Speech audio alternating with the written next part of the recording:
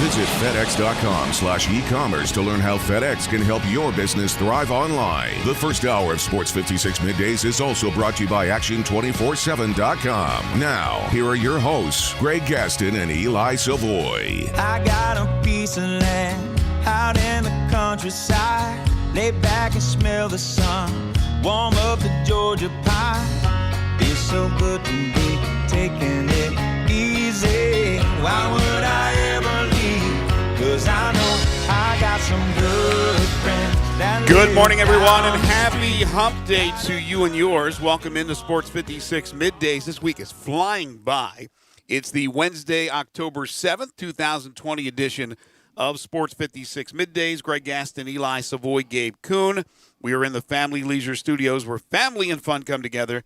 Family Leisure, 2120 Whitten Road, just north of I-40. Hour one of the program brought to you by Action247.com. On the program today, we'll talk some NBA. The NBA final resumed last night. It was a pretty good battle there, and then the power of the Lakers, the physicality of LeBron James, and some big-time plays from role players like Rajon Rondo, who I thought was absolutely tremendous, and also KCP, Kentavious Caldwell-Pope, who made some big shots, including a big three and a running layup, and the Lakers get the win to take a 3-1 lead over Miami despite the heroics of one Jimmy Butler and the return of Bam Adebayo. We'll talk NBA final. We'll talk Major League Baseball playoffs, as yesterday there was a full slate of divisional round games. There was 4, in fact, to talk about, as we will discuss that and preview what's coming up today in the Major League Baseball playoffs. Also, college football news aplenty and some bad news from the NFL and more COVID-19 positive tests with the Tennessee Titans. And yesterday the NFL laid down the law as they are going to get real serious if teams violate the mandates from the NFL with possible forfeitures of games and loss of draft picks. We will discuss that on the program today. Jerry Palm will join us at 11:05 from CBSSports.com. At 11:30, DeMichael Cole. He's a sports reporter for the Philadelphia Inquirer. He is a Memphis native. And we'll talk to DeMichael about a number of things, including Doc Rivers of Philadelphia as the new 76ers head coach. At 12:05, Sigmund Bloom from FootballGuys.com will answer all your NFL fantasy football questions and a number of injuries added to the already growing injury list in the NFL, so I'm sure you'll want to get updates from Sigmund Bloom. You can text in your questions at 67129 on the First Bank text line, or you can call in when Sig joins us right after the noon hour, 360-8255 First Bank phone lines. We'll play our 5 favorite song segment at 12:30. Today's topic is the word this. The word this needs to be in the title of your song. Again, you could send the list in at 67129. You could do it now. Or if you're watching us live, you can message us at Sports56 WHBQ with your list of songs on Twitter, Facebook, YouTube, Periscope, and Instagram. Eli Savoy, hope you had a great birthday yesterday and enjoyed that golf event yesterday afternoon. How are you? I'm good. Yeah, I had it was good. Good time. Great weather, man. Boy, oh boy, was that a beautiful day yesterday. Another beautiful day today. Always good to get out and play a little golf, and had fun helping out supporting the Boys and Girls Club here in Memphis. So yeah, it was a good birthday. Did you have the old birthday cake when you went home? I did not. When was the last time you had the birthday cake? I think on my 40th birthday, I think there was a birthday cake. Wow. So I usually get I am anti-birthday. I don't like to play up the birthdays except for kids, or maybe a special birthday like a teenager's sweet 16, a young girl's sweet 16, or whatever the case may be if it's a special birthday. But other than that, I try to play it down. But I always have the cake. We always get the cake because, when you got the LBs on, you want to add to that. So enjoy the cake, but you're not partaking in the old cake. All right. Yeah, I don't. Maybe there's been more recent birthday cakes, but I don't recall any other cakes for my birthday here in recent history. So. Well, yesterday was just like every day is rough right now until we can figure out what's going on. The doctors, the medical experts can find a cure for this damn pandemic, this virus that is just crush the souls of everybody around the world. Until then, we just keep getting bad news after bad news after bad news. And yesterday, the music world was really hit. First of all, Johnny Nash died.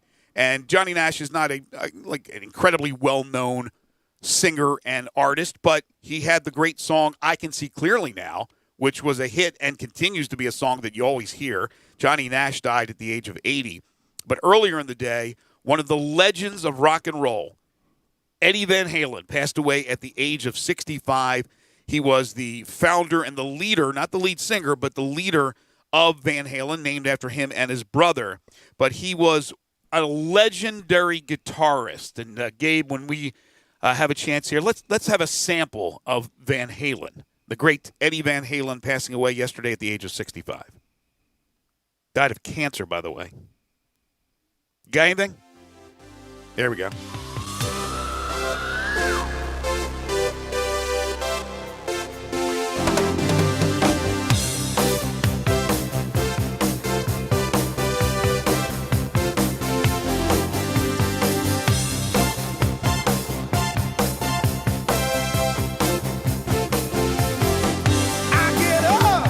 David Lee Roth there on the lead vocals, but the guitar made that band. You had Michael Anthony on the bass, but Eddie Van Halen's guitar riffs, just some of the best in the history of rock and roll. And so we continue to lose legends, whether it be in sports like Bob Gibson the other day, or yesterday, the great Eddie Van Halen.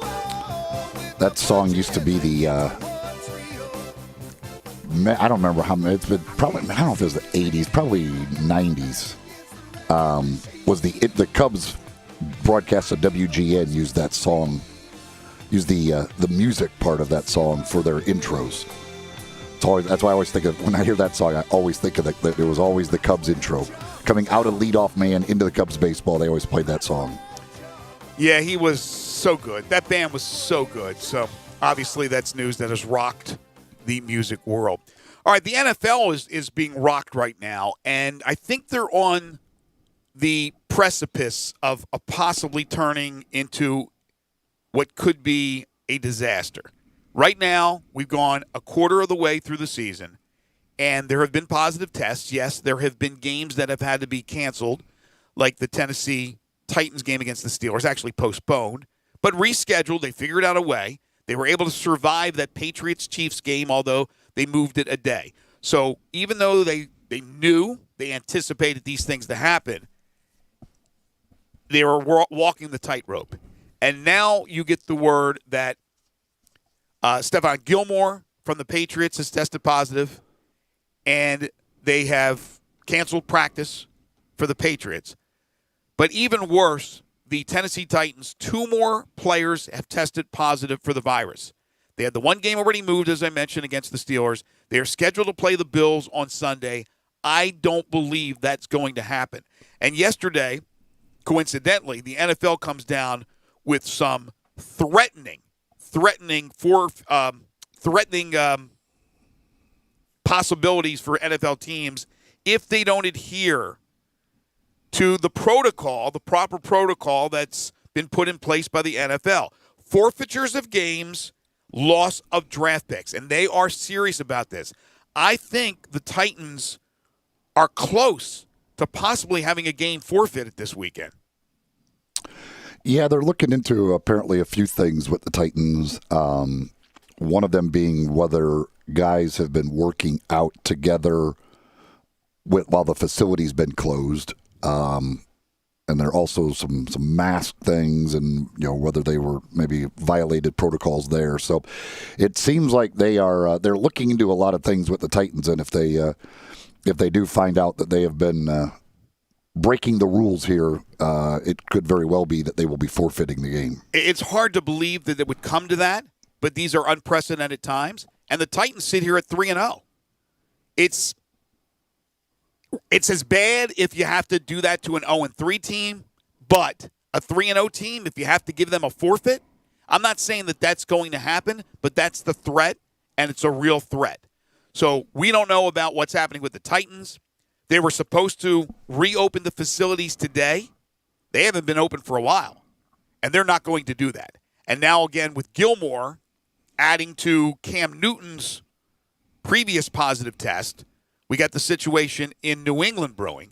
So far, Kansas City, the Chiefs, who just played the Patriots, have no positive tests within their camp. So I think we're on the precipice. We're right there on that line, that walking that tightrope with the National Football League. That would be but could you imagine a team like missing the playoffs because they had to forfeit a game or two? Right. I can't picture that. That would be that's a tough thing. But I mean, this is the situation we're in, and they are very serious about these protocols. And just the idea of fining players for not doing certain things. If you're out doing stuff that they don't want you to do, and if the teams are not making sure that players are following protocol and doing the things they need to do, then there's going to be punishment for them. And we've already seen, the coaches fined for the mask, for not wearing a mask on the sidelines. I mean, the league is obviously very, very serious about all of these protocols. In the meantime, with the Washington football team, Dwayne Haskins, their first-round pick from Ohio State 2 years ago, has been benched. According to reports, Ron Rivera is elevating Kyle Allen, who played with Carolina last year, to the starting position, and Alex Smith as the backup. So Haskins is going from starter to not even dressing out. I doubt they'll dress a third quarterback. Haskins ranks last in the NFL in total QBR at 30.6, 27th in completion percentage at 61%, and 26th in yards per pass attempt at 6.43. He is the second worst completion percentage over expectation this season at minus 6.6%, ahead of only the Broncos' Jeff Driscoll. Your thoughts on this benching so quickly, 4 games into the season, of Dwayne Haskins? Yeah, I don't really get it. The only thing I guess, if you're thinking, if Ron Rivera and the Redskins are thinking that, hey, look, at the NFC East is really bad, maybe we can win this division with everybody, right now basically even. But I just don't. I don't know. Or he just feels like he's got enough to evaluate Dwayne Haskins and doesn't think he's any good and doesn't want him as their quarterback of the future. I mean, to me, it's Kyle Allen. He knows what Kyle Allen is. He coached him last year. I mean, I would think that he kind of knows what Kyle Allen is. I just don't understand, unless again, maybe he just doesn't think Dwayne Haskins is the guy at all, and basically is just moving on from him.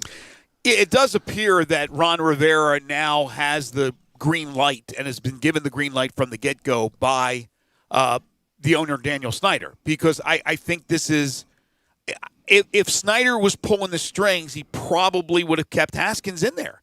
I mean, they don't want to look – they already look terrible as a franchise.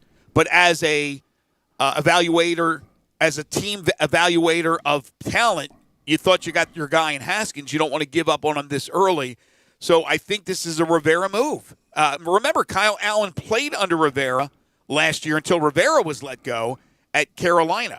So there's something that he just thinks is amiss with Haskins. Personally, I think this is really quick. I think you're right, Eli. The Redskins understand that in an era where it's been all negative with that organization, in that wide-open division, they have a chance to win the damn division and go to the postseason. So I think they're looking at it that way, and they don't believe Haskins is the guy to lead them. But I don't know if this is a fair evaluation of talent. I know he played last year. I still like the guy. I'm losing a little bit of faith in him, but I don't think I would have pulled the plug this early. But it tells you, again, about Ron Rivera having the green light to make his own decisions as the coach and the leader now of this organization. There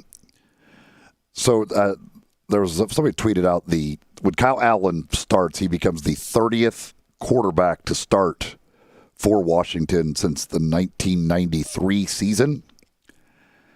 And some of these names on this list, like I can't believe they started games in the NFL. Like I don't even know some of these people. Get out of here. Who? Who don't you know? Kerry Conklin? I don't know Kerry Conklin. He started at quarterback for the Redskins for a couple of games. Kerry Conklin? Yes. John Freeze? Yeah, John Freeze. Didn't he play with the Chargers as well at some time? I don't know why I believe I've heard of John Freeze. I don't know. Not to be confused with what's the guy in Atlanta runs when pre-COVID-19 he would race the guy in the outfield. You know, at the Braves games. Oh yeah, I don't know. Wasn't it something Freeze or Mr. Freeze from Batman? I mean, I saw those two names. I'm like, I don't know those. I've never heard of those guys. I never heard of the first guy. Now, Gabe, you looking up Freeze? Yeah, you're dead. He was with the Chargers, the San Diego Chargers, and then he was with Seattle there for a little bit. Yeah, so and New England toward the end of his career. Yeah, I kind of remembered him vaguely, but the other guy I never heard of. I heard of Kerry Collins, but not Kerry Conklin. Played 10 years from 90 to 2000. Freeze. And you know what's amazing with the Redskins? If you go back in the history of that organization, before I arrived at the University of Maryland in 1980, you had Sonny Jurgensen, right? You had Sonny Jurgensen for all those years as the quarterback. And then you had Theismann. And then after Theismann, you still had success with either Doug Williams, who won a Super Bowl, or Jay Schrader. And then and Mark Rippon. So you still had some really good quarterbacks who produced, and then it all went kaplunk. Yeah, Mark Rippon is the one who starts this list of guys from 1993. Yeah, Rippon was good out of Washington State. And number 2 on that list is Kerry Conklin. Sure that's not Kerry Collins and they made a mistake? The Kerry isn't even spelled the same. It's Cary. Kerry Conklin. Then you got Rich Gannon, John Freeze, Heath Schuler, Gus Farrat, Jeff Hostetler, Trent Green, Brad Johnson, Jeff George, Tony Banks. I forgot Tony Banks ever played for the Redskins. I would have never remembered that. Shane Matthews, Danny Warfel, Patrick Ramsey, Tim Hasselbeck, Mark Brunell, Jason Campbell, Todd Collins, Donovan McNabb, Rex Grossman, John Beck, Robert Griffin III, Kirk Cousins, Colt McCoy, Alex Smith, Josh Johnson, Mark Sanchez, Case Keenum, Dwayne Haskins, Kyle Allen. My gosh.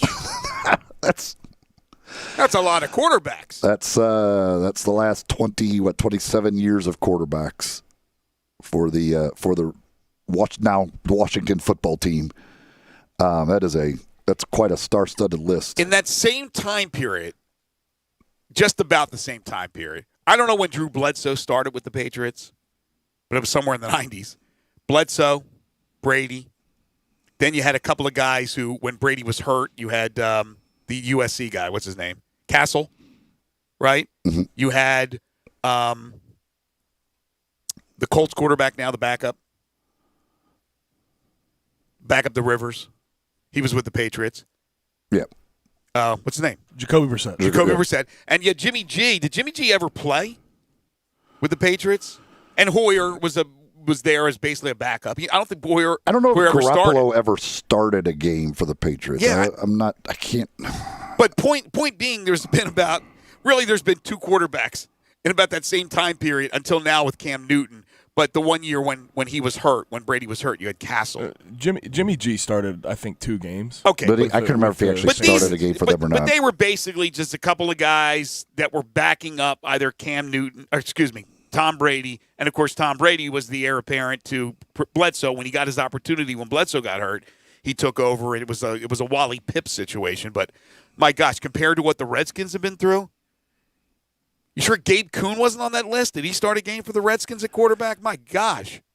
If Kerry Conklin started games at quarterback, anybody could have. I honestly, I don't know. I couldn't tell you. I literally don't ever remember hearing that name before. No, he started NFL games at the quarterback position. College football news, as we talked about yesterday, it has become official. The LSU-Missouri game will be moved to Columbia on Saturday from Baton Rouge because of the hurricane and the remnants of it, or a tropical storm once it hits landfall, but rolling right through Baton Rouge and rolling up the delta of Mississippi. Again, we talked about this yesterday when you were heading out, that Keith Carter said the game for Saturday between Ole Miss and Alabama is still on as scheduled at 5 o'clock, even though they are keeping a sharp eye on what's going on with the possibility of that hurricane and, again, the remnants after the hurricane hits. Also news from college basketball, the American Conference officially announces a 20-game double round-robin schedule format. And conference play in men's basketball will begin with 3 windows. This is according to Jason Munns from the Commercial Appeal. December 14th through the 17th, December 21st through the 23rd, and December 28th through the 31st. So a 20-game double round-robin schedule format. If you missed Jeff Crane on the show yesterday, we talked about the college basketball schedules where there will be 4 less games, according to everything that we have read. And yesterday, I think it became official that there'll be, I guess, a max of 27. And I asked him the question, what about those tournaments, the one that Memphis will play in South Dakota, which was moved from where? The Bahamas? Somewhere in the Caribbean.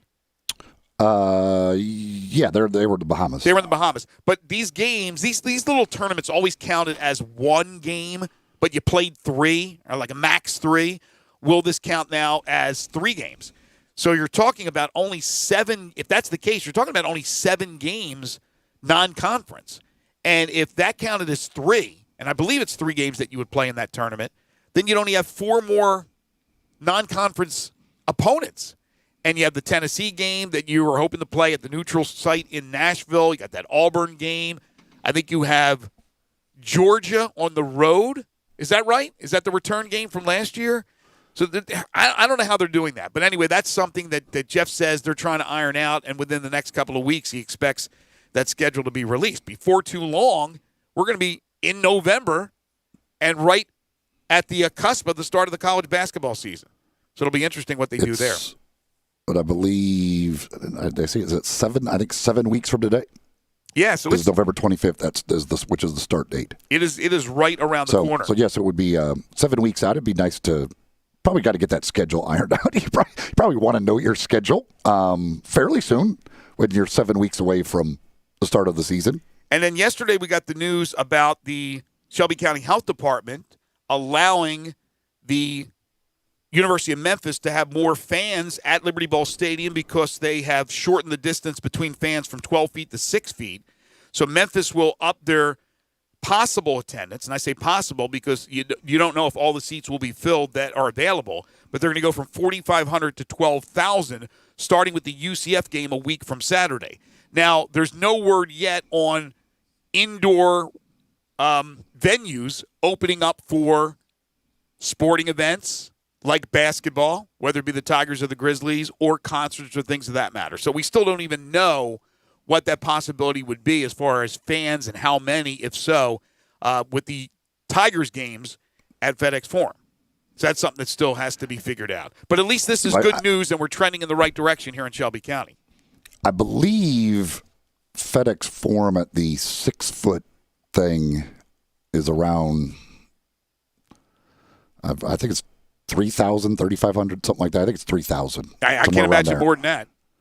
But the other thing they're going to have to decide there is how close to the floor are they going to allow fans? Mm-hmm. Normally you have fans sitting on the floor, so are they going to allow that or not? Is a question there. I mean, how far back do you need to keep fans from the floor instead of I certainly don't think you're going to allow them sitting on the floor like they normally would. Right, and you would have to enact the Howard and Bobby Bird rule, because those guys, they could spit across the court from where they sit, and as loud as they are, great Tigers fans, so they would have to be muzzled up. You'd have to put the birds in the upper deck. I'm just kidding. You think about like behind the bench areas, all that. Like, how much room do you have to allot to basically protect the players from being too close to the fans and stuff. So I don't know how they will do that. When we come back, the NBA Final is reached Game 5, which will take place Friday, and the Lakers have taken over with a 3-1 lead. And I say taken over even though they led. It was 2-1. Miami had cut the deficit in half. They had the momentum, but the Lakers seized control last night. We will discuss, and we'll talk Major League Baseball playoffs as well. Just underway on this Hump Day edition of Middays on Real Sports Talk, Sports 56, 96.1 FM and 98.5 FM. We are Sports 56 WHBQ. Listen to us daily on AM 560, 98.5 FM, and 96.1 FM. I almost never go to Central Barbecue without running into somebody I know. That could be because you only eat at Central Barbecue. It's because Central Barbecue is where Memphians go to get barbecue and has consistently been voted the most popular barbecue restaurant among locals. Actually, that's really saying something. I know. Memphis is the nation's capital of barbecue. With all the choices, people who live here go to Central Barbecue. They do get their share of tourists. Sure, because Central Barbecue has been mentioned on TV and in tons of national publications. You know why? Because of the great food? Because those TV shows and magazines look for the place where the locals go, and that, my friend, is Central Barbecue. For the ones working tirelessly to keep their coworkers safe. For the ones rising to new challenges. For the ones rebuilding stronger than before. Grainger offers supplies and solutions for every industry. Free access to product specialists, safety recovery guides, and 24/7 support. It's part of our commitment to help you adapt and recover in these challenging times. Call, click Grainger.com, or just stop by. Grainger, for the ones who get it done. Jay Farner here, CEO of Rocket Mortgage. Making the right financial decisions has never been more important. When you turn to Rocket Mortgage, we can help guide you to those right decisions now, when they matter most. Mortgage rates are near historic lows, so now is a great time to call 8338-ROCKET. And if you need some extra money, a cash-out refinance could give you that financial boost you're looking for. Call today at 8338-ROCKET or go to rocketmortgage.com to learn more. Call for cost information and conditions. Equal housing lender. Licensed in all 50 states. NMLS number 3030. Brian Elder's Roofing Solutions. Chris Price here for Brian Elder Roofing. The storms we've had over the past several months have been devastating to our communities. The rainy season is ahead. You may have not even noticed the dripping in your attic, water stains throughout your home, or even worse, mold and mildew. Please call Brian Elder Roofing and we will send out our project managers to assess any damage. We will not try to sell you a roof if all you need is a repair. We will measure your roof from outer space. 0% for 60 months, even no payments till 2022 are available with approved credit. If you've noticed missing shingles, water stains, leaks in your roof, call us before you call your insurance company at 867-0303. That's 867-0303, and we will provide a free, thorough inspection of your roof's condition. Call 867-0303. Brian Elder's Roofing Solutions.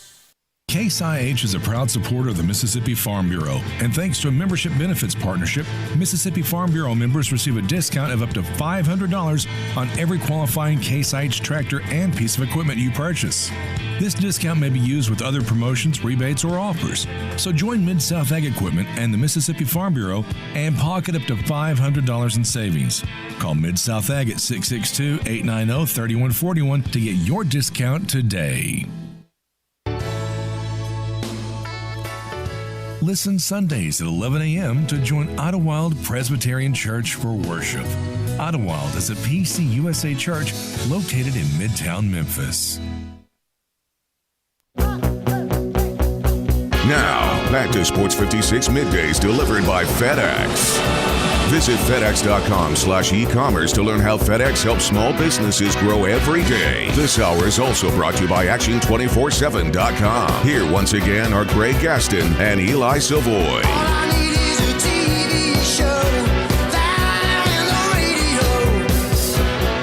Pretty good game last night in Orlando.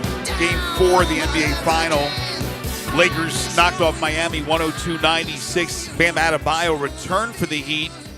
And Jimmy Butler was terrific again. But in the end, Eli, just veteran play from Rajon Rondo. And then LeBron got real physical after a bad first half. And he made some clutch threes and got to the hole and got in position for offensive rebounds. And just really the physicality Miami could not match. And then Anthony Davis with that big swat of Butler, and he had some big shots. Markieff Morris and Kentavious Caldwell-Pope. So just too many weapons for the Lakers as they end up winning that game 102-96. And unless it's a complete meltdown, this series is over. It's just a question of how many games will they end up winning the series in.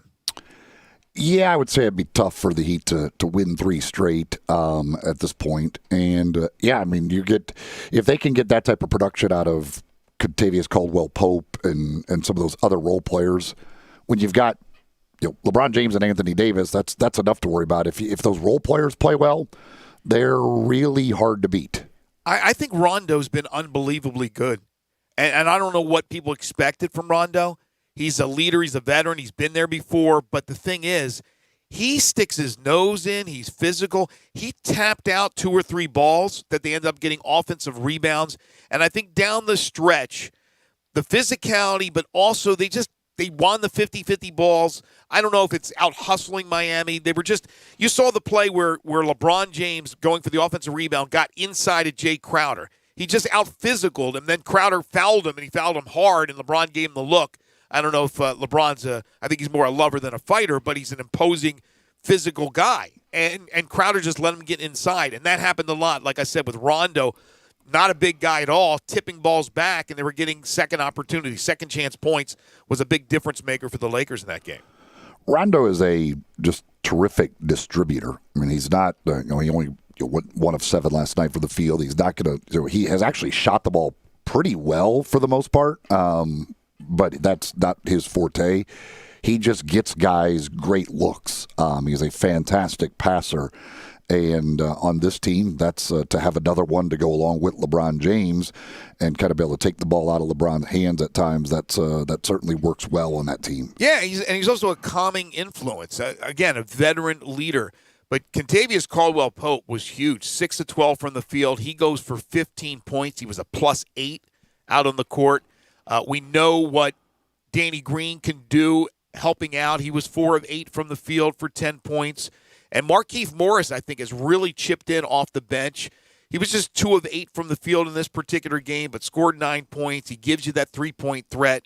Kuzma is a 3-point guy, so you have another weapon in Kuzma. You mentioned Rondo as a distributor. He had 5 assists, 7 rebounds. He's a +8 on the floor in his 28 minutes. And then there's good old Alex Caruso, who LeBron James loves.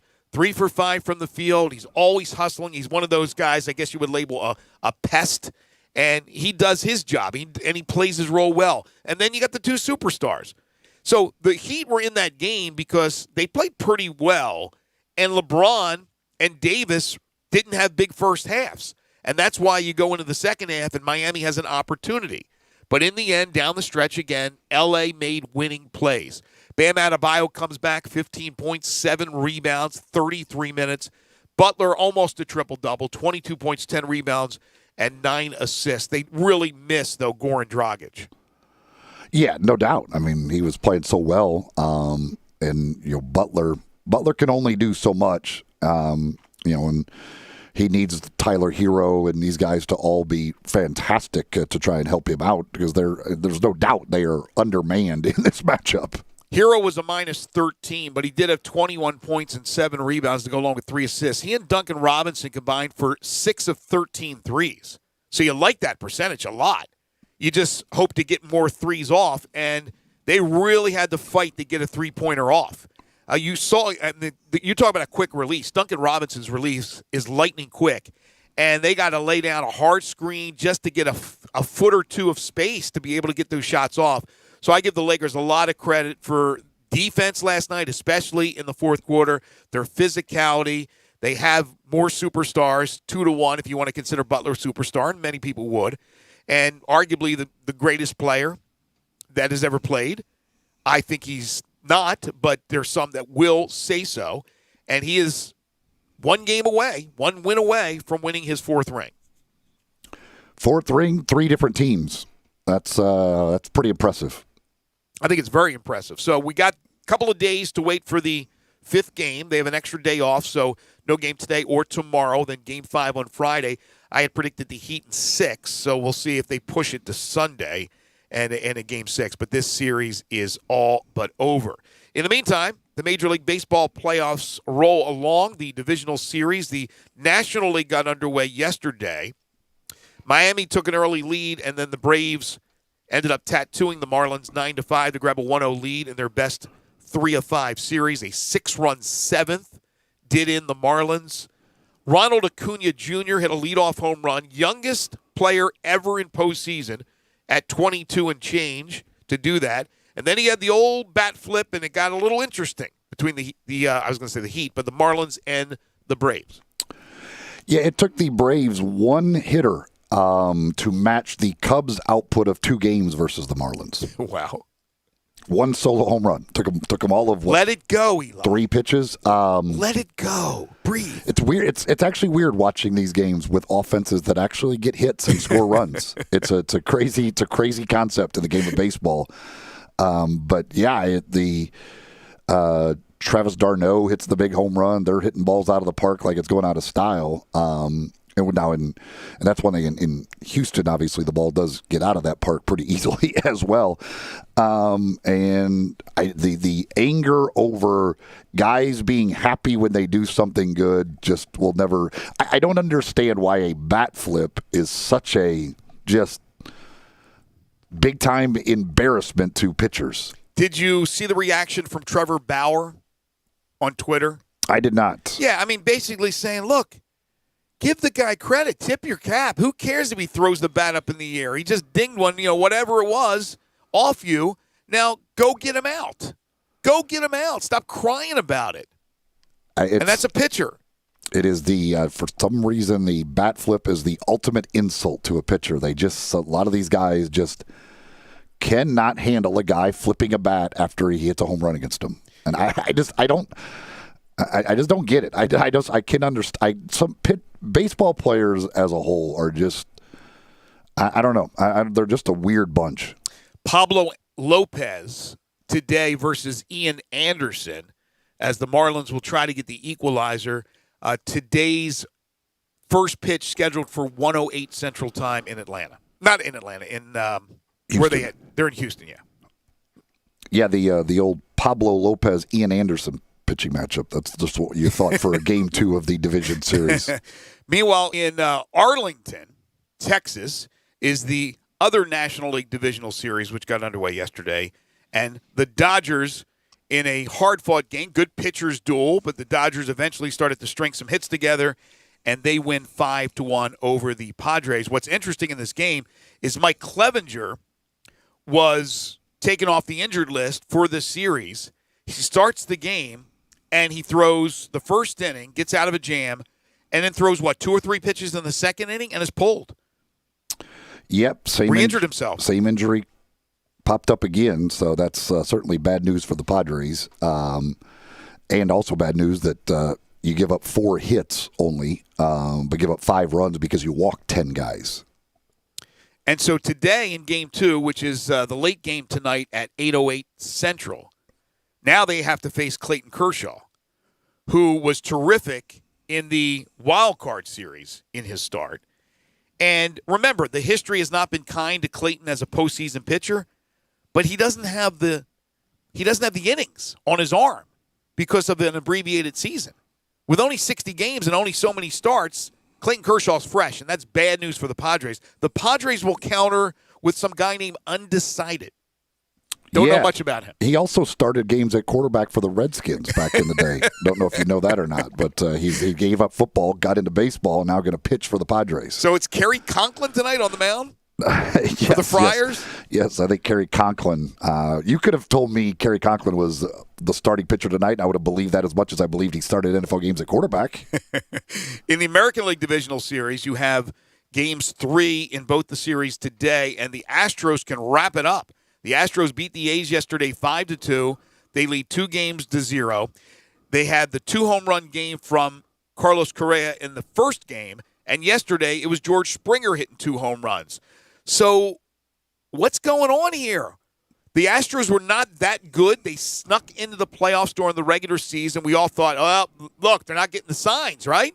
Nobody's beating the drum. They don't know what's coming in there, those cheaters. And now they're smashing the cover off the ball. So these guys are actually pretty good, aren't they? Yeah. This just in. If you thought they were only good because of the cheating, then you're just sadly mistaken. I mean, these guys they've got some pretty darn good players. Now, Altuve had a bad year, and his batting average went right down the tubes. But Springer and Bregman and Correa and the rest of the Hitler youth, I mean, gosh, they're crushing it. So the A's are in big trouble. A's won 7 out of the 10 during the regular season, the meetings between the two. The A's did. and now they're down 2-love and could be eliminated today. Tampa Bay, in the other series, beat the Yankees 7-5. They were the better team during the regular season against the Yankees, and the Yankees were missing a lot of players in most of those games, including Aaron Judge. But Tampa Bay last night outslugs the Yanks 7-5 to even the series at 1. They hit 4 dingers, and Giancarlo Stanton hit 2 himself for the Yankees. Now has 3 in 2 games, but it wasn't enough. We got a text on the first big text line. Somebody says the pitchers don't celebrate every time they get a batter out, so why should batters celebrate when they hit a home run? Well, pitchers do celebrate when they get like a big out, like if they strike somebody out in a key situation to end an inning, and batters get like offended when pitchers do that. It's. I'm not just saying this isn't just pitchers who are the ones that get easily offended. Everybody in baseball gets easily offended. I watched, but if you hit the batter doesn't do a bat flip just when he gets a single either. I mean, it's if you hit a big home run in a postseason series, why are you not allowed to celebrate that? I watched it last night or yesterday afternoon. And I'm trying to remember which game it was. I think it was the Astros game with Valdez. Who knew much about Valdez? He threw 7 innings, gave up 5 hits, 2 earned runs. And so he got his final out of the inning. It was going to be his last inning, and he was just pumped. And I forget who he struck out, but the guy he was staring him down. He was staring down Valdez, who was pumping his fist. Yes, the pitchers do that. They don't do it all the time because they're getting a lot of guys out, whereas a home run is more of a dramatic thing that obviously puts a run on the board. You don't see a guy on the mound every time he strikes out a batter pumping his fist. But in a big situation, he comes in relief, bases loaded, gets out of the situation with a big strikeout. He's pumped. You see that. So I think, and I don't think either one is showing up the other guy or the other team. It's just showing their exuberance, how excited they are for making a big play, whether it be a strikeout or a home run. I mean, it's to me, it's just weird that in that sport, like football, a guy gets a sack, he does some dance. A guy scores a touchdown, we let them celebrate and do whatever. But in baseball, you're not supposed to celebrate anything you do. Exactly. Go quietly to the dugout. You just got to you hit a home run. You just got to trot around the bases. Don't look at anybody, nothing. And if you get a big strikeout or whatever, you're not allowed to do anything. I don't know. I just don't understand why baseball players get so offended by guys celebrating. The Tampa Yankees game will be the 3rd game of the day, and that will start at 6:10 Central Time. Tanaka's going to go for the Yankees. Charlie Morton will go for Tampa Bay. And then I mentioned already Kershaw pitching in the final game of the day, the Dodgers game, against undecided. So we'll see how undecided throws. Good. I think his ERA was pretty good this year. According to the stats here, 0. Well, against the Cardinals in Game 3 of the Wild Card Series, undecided pitched extremely well, shut out the Cardinals. So that's true. This hour of the program is brought to you by Action247.com. Get signed up on the website, Action. Again, the number is 247.com. You can play free games right now with a chance to win cash prizes, and then you're ready to go once they officially give the go-ahead for the sports gambling here in the state of Tennessee.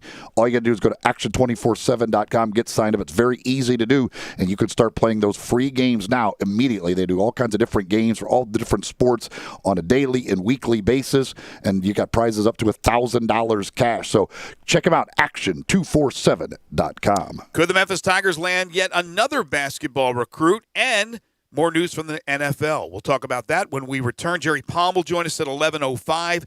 Then DeMichael Cole at 11:30. Sigmund Bloom at 12:05. And don't forget about our 5 favorite songs segment. Comes your way 12:30. You can text in with your lists at 67129. If you're watching us live, you can message us with those lists at Sports56 WHBQ on Twitter, Facebook, YouTube, Periscope, and Instagram. This is Middays on Real Sports Talk, Sports 56, 96.1 and 98.5 FM.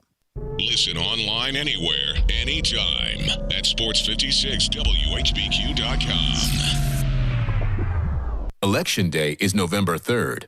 If you plan to vote by mail, plan ahead at USPS.com/votinginfo. There, you will find helpful resources, such as guidance for successfully using the mail, links to find your state's rules and deadlines, information for military and overseas voters, and more. The U.S. Postal Service is ready to deliver for you. Make sure you're ready too.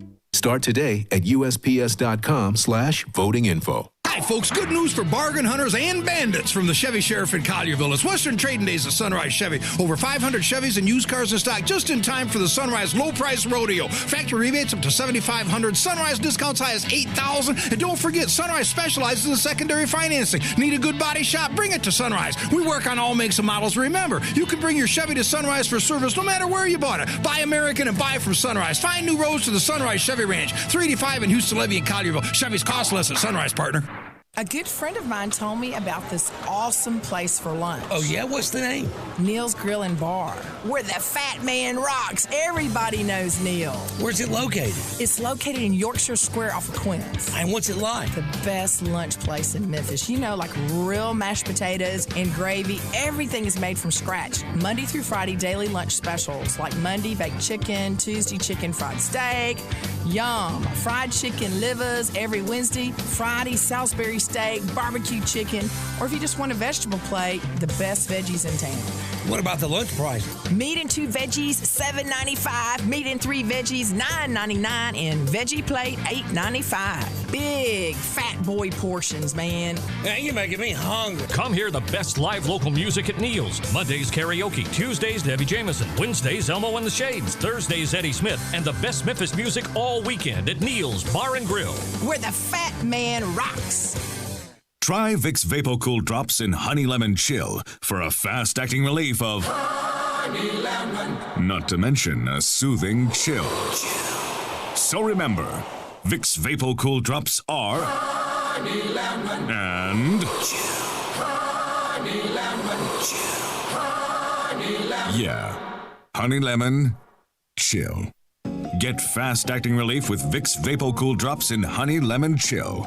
Use as directed. Bartlett Small Engine has been serving quality power equipment since 1970. They have a full line of power equipment, parts, and services for most makes and models. Bartlett Small Engines has the best brands in the power tool industry: Honda mowers, trimmers, and generators, Steel blowers, trimmers, and chainsaws, Echo trimmers, blowers, and chainsaws, plus quality products from Red Mat and Shindawa. And they're all American made. Bartlett Small Engine is your can-do store. 6780 Summer Avenue. Call 901-386-9779.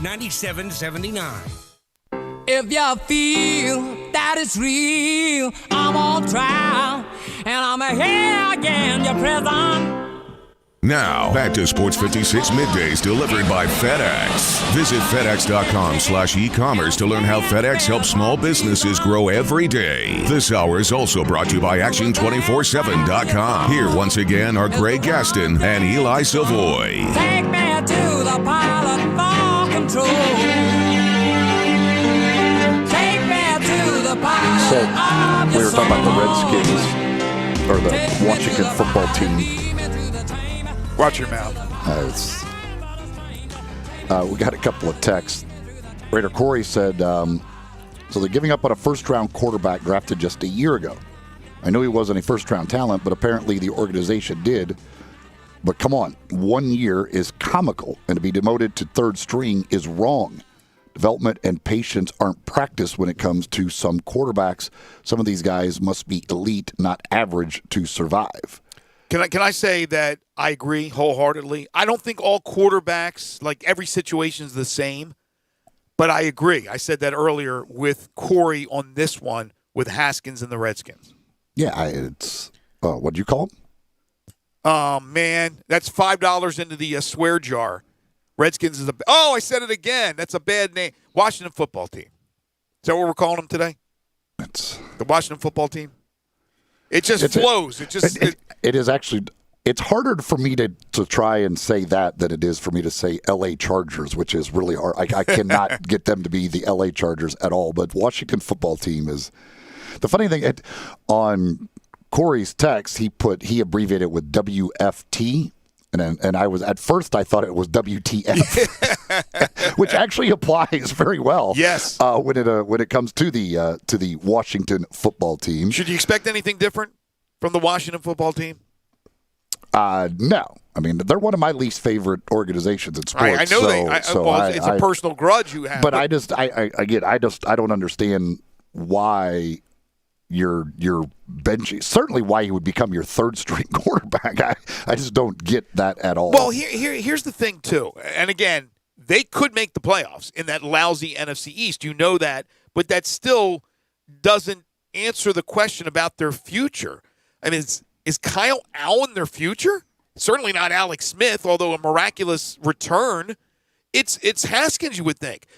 But if you're giving up on Haskins already, and I like Ron Rivera, are the Redskins back in the pool to take a quarterback next spring?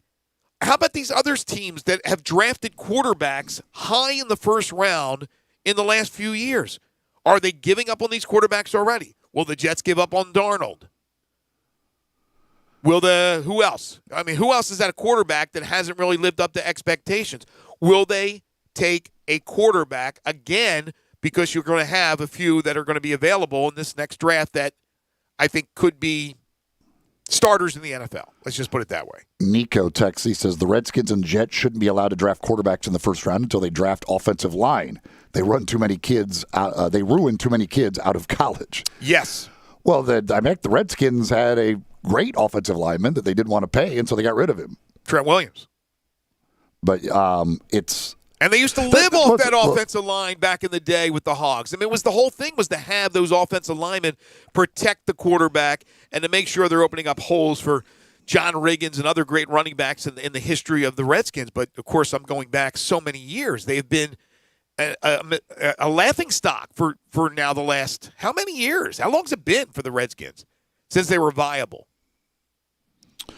It's been a while since they've been like really, a relevant contender. Right. Somebody says, what's the deal with Josh Rosen, number 2 pick? What is the deal with Josh Rosen? Yeah, I mean, he's on the Bucs practice squad. A lot of these things are, I mean, there's no doubt. I mean, I think especially with quarterbacks in the NFL, the situation you get drafted in, I mean, can ruin your career or can put you in a great way. I mean, unfortunately, there's probably guys who could have had way better careers, but got drafted into a bad situation. So do you believe what John Elway once did back in the day, what Eli Manning did once back in the day, should be the way that maybe Trevor Lawrence, if he's the number 1, or Justin Fields, or the kid from, who's the kid who just opted out now? North Dakota State guy. Trey Lance. Yeah. Should they be looking at not just happy to be drafted, but who drafts them, and we will not go there if they draft us?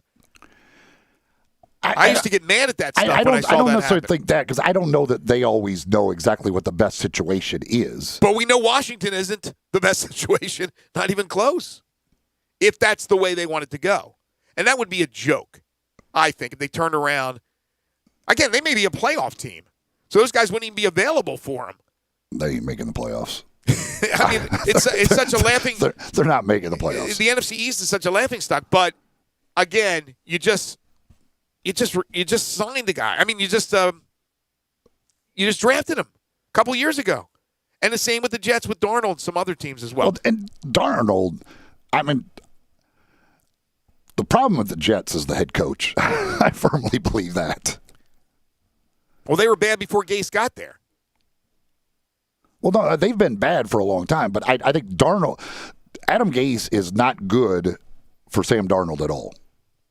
But again, let me say I still think Darnold has a chance to be really good if he gets in the right situation, gets the right coach in the right situation. I think he does. But if you're the Jets, if you're the Johnson family, and we all don't believe Gase will be back, so I don't know who will be the head coach.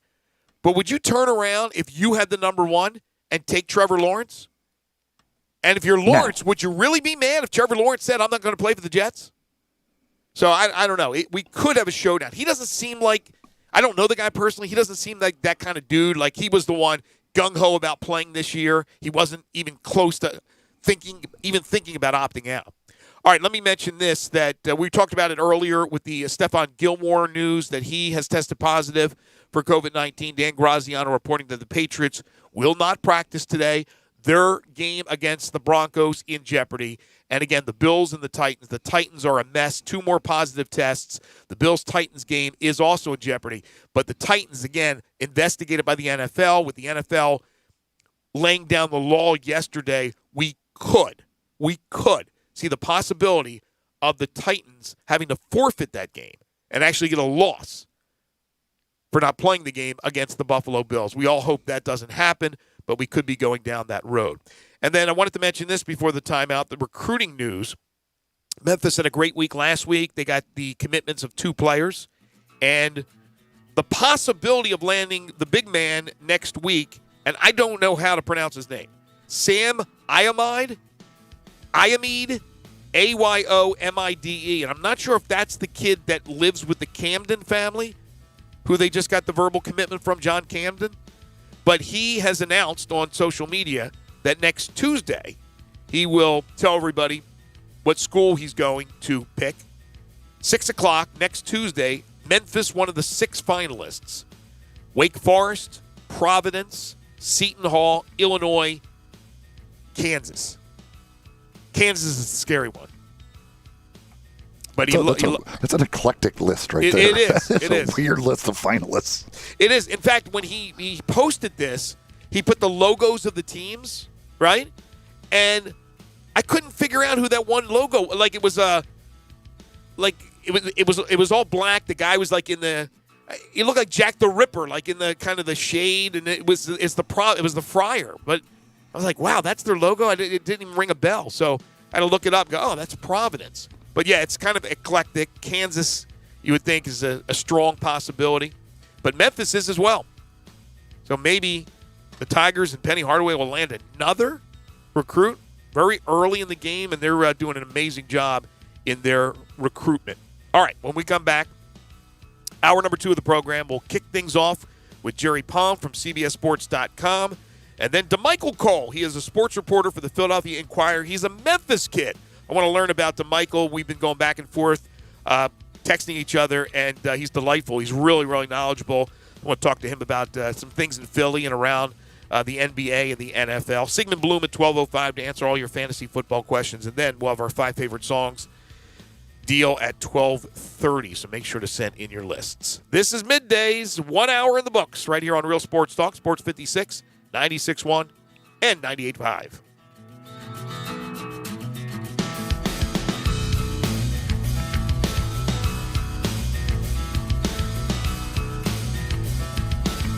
It's back. The Carhartt Crazy Sale at Frontier Western Store in Olive Branch. Visit Frontier this month for huge markdowns on clearance Carhartt items. The latest fall line just launched, and Frontier is fully stocked. We've got jeans, shirts, bib overalls, jackets, coats, gloves, belts, boots, and more. And to make room for the new items, we've discounted a number of short sleeve plaids and t-shirts. Save up to 50%. All Carhartt jeans are now $5 off. This is the last jean sale of the year, so stock up now for yourself or someone else for the upcoming holidays. Christmas will be here before you know it, so you might as well save some cash now on what you know you'll need. All this month, we are including a buy one, get one half price sale on all novelty t-shirts by Simply Southern, Girly Girl, Live Oak, and more. It's the Carhartt Crazy Sale and more. Frontier Western Store, 5880 Goodman Road in Olive Branch. On the web at frontierwesternstore.com. Family owned and operated since 1967.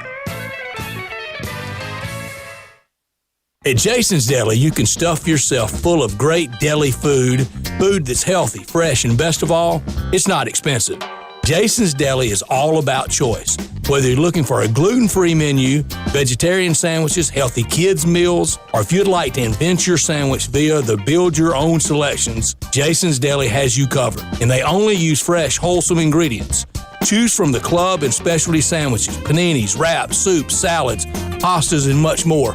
I love the cleanliness in the restaurant, the hospitality, and of course the cost. They have a huge salad bar and great soups, including Southwest chicken chili, fire roasted tortilla, organic vegetable, tomato basil, and many, many more. And if you're planning an event, their catering department is fantastic and can handle any size party. Go check out Jason's Deli's 4 locations. On Ridgeway in the Park Place Center, that's my favorite, on Germantown Parkway in Cordova, at Poplar and Highland, and on Goodman Road in Olive Branch. In today's world, a lot is going on, but one thing is always true. You need to take care of yourself. The skin clinics can help. Age, diet, genetics, and current events can conspire to make you look and feel much older than you are. It doesn't have to be that way. Call the skin clinics and let their expertly trained nurses, estheticians, and staff choose the treatment that best suits you and your pocket. There's so much you can do. Consider skin resurfacing and rejuvenation, lash extensions and specialty brows, injectables, medical grade chemical peels, laser hair reduction, waxing, facials, makeup applications, and even services just for men. The Skin Clinics has it all in a caring, safe environment, always observing current social distancing guidelines. Go to theskinclinic.com to find out more and call today for your appointment at 901-345-SKIN. That's 901-345-SKIN. Taking care of yourself is good for you and your loved ones. Come to the Skin Clinics, 1300 Wolf Park Drive in Germantown. You know what sounds good? Fresh sandwiches and salads, homemade soups and desserts. And you know where to find all this delicious food? Paradise Cafe at Poplar and Ridgeway in the Regalia Shopping Center. The name says it all. Paradise Cafe makes their food fresh. Salads, sandwiches, cookies, and brownies. Hand-selected fruit, pimento cheese, even 4 kinds of chicken salad. The homemade soups change daily. They're said to be the best in the city. Try the signature turkey burger on ciabatta or shrimp salad on a croissant. Then top it off with a low-fat shake. Paradise Cafe has 11 kinds. Paradise Cafe, open Monday through Saturday, 10:30 to 2:30. Observing current social distancing guidelines with patio seating. Curbside pickup and delivery are also available. Fresh and homemade for you. That's Paradise Cafe in the heart of East Memphis at Poplar and Ridgeway inside the Regalia Shopping Center. You know what sounds good? Paradise Cafe. Hi, this is Rob Brown. Join Pete Cordelli and me for Sidelines Saturday mornings, 8 to 10 a.m. on Sports 56, 87.7, and 96.1 FM. We'll cover the Memphis Tigers, the SEC, recruiting. Hey, if they keep score, we're covering it. Check us out on the website at sports56whbq.com and sidelines.live. Sidelines is brought to you by Duncan Williams Asset Management. Saturday mornings, 8 to 10 a.m. Get up and give us a call. We are Sports 56 WHBQ Memphis, W253DF Memphis, WPGFLP Memphis, and WIVG Tunica Memphis, Flynn Broadcasting Stations. Now, back to Sports 56 Middays delivered by FedEx. Visit FedEx.com/e-commerce to see how to turn browsers into buyers. Learn how FedEx can help take your business to the next level. This hour is also brought to you by the Window Genie. Here once again are Greg Gaston and Eli Savoy.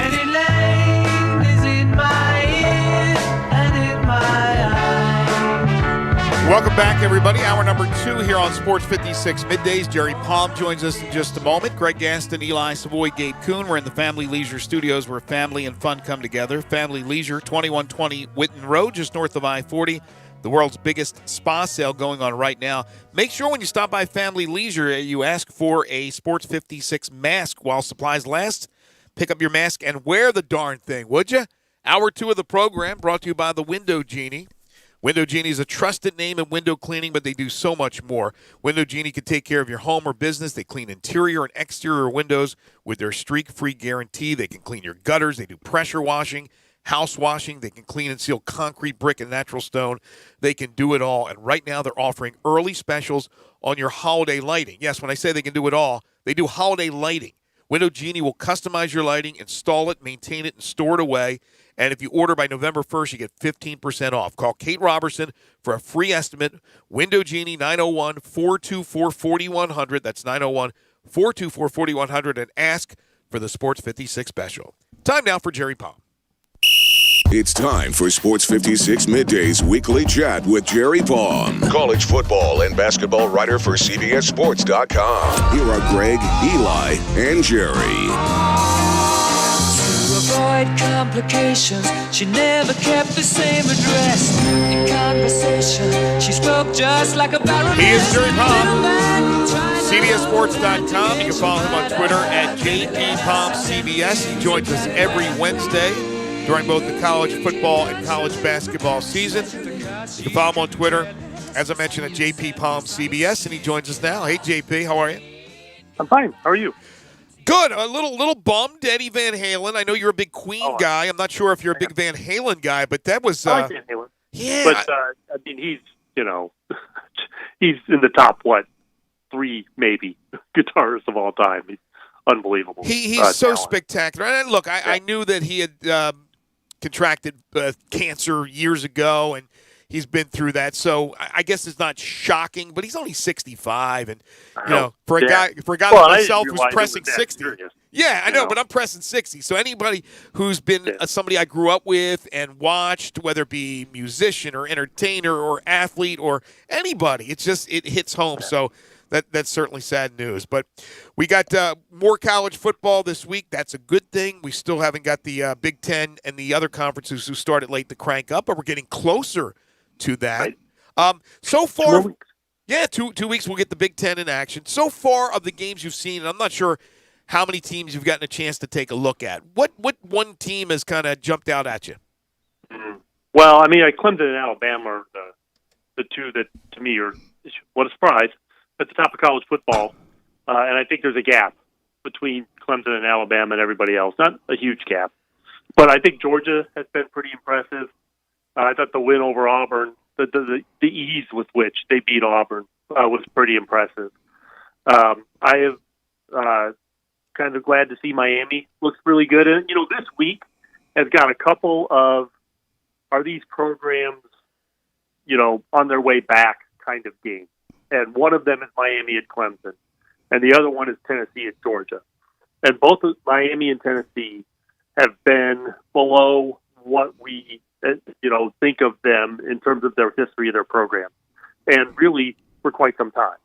But both have been, off to pretty good starts this year and now get a chance to beat a top team. I believe they're both road games, and really just announce that, hey, we're back. Mm-hmm. We're ready to compete again at the top of our leagues and maybe even nationally. And so those are the two games, this weekend. I think, both Miami and Tennessee have been impressive so far, but this is where they really get a chance to impress. Meanwhile, the one other game this weekend that not nearly what we thought it was going to be is the old Red River shootout. Oklahoma, Texas has lost a bit of luster. Yeah, to say the least.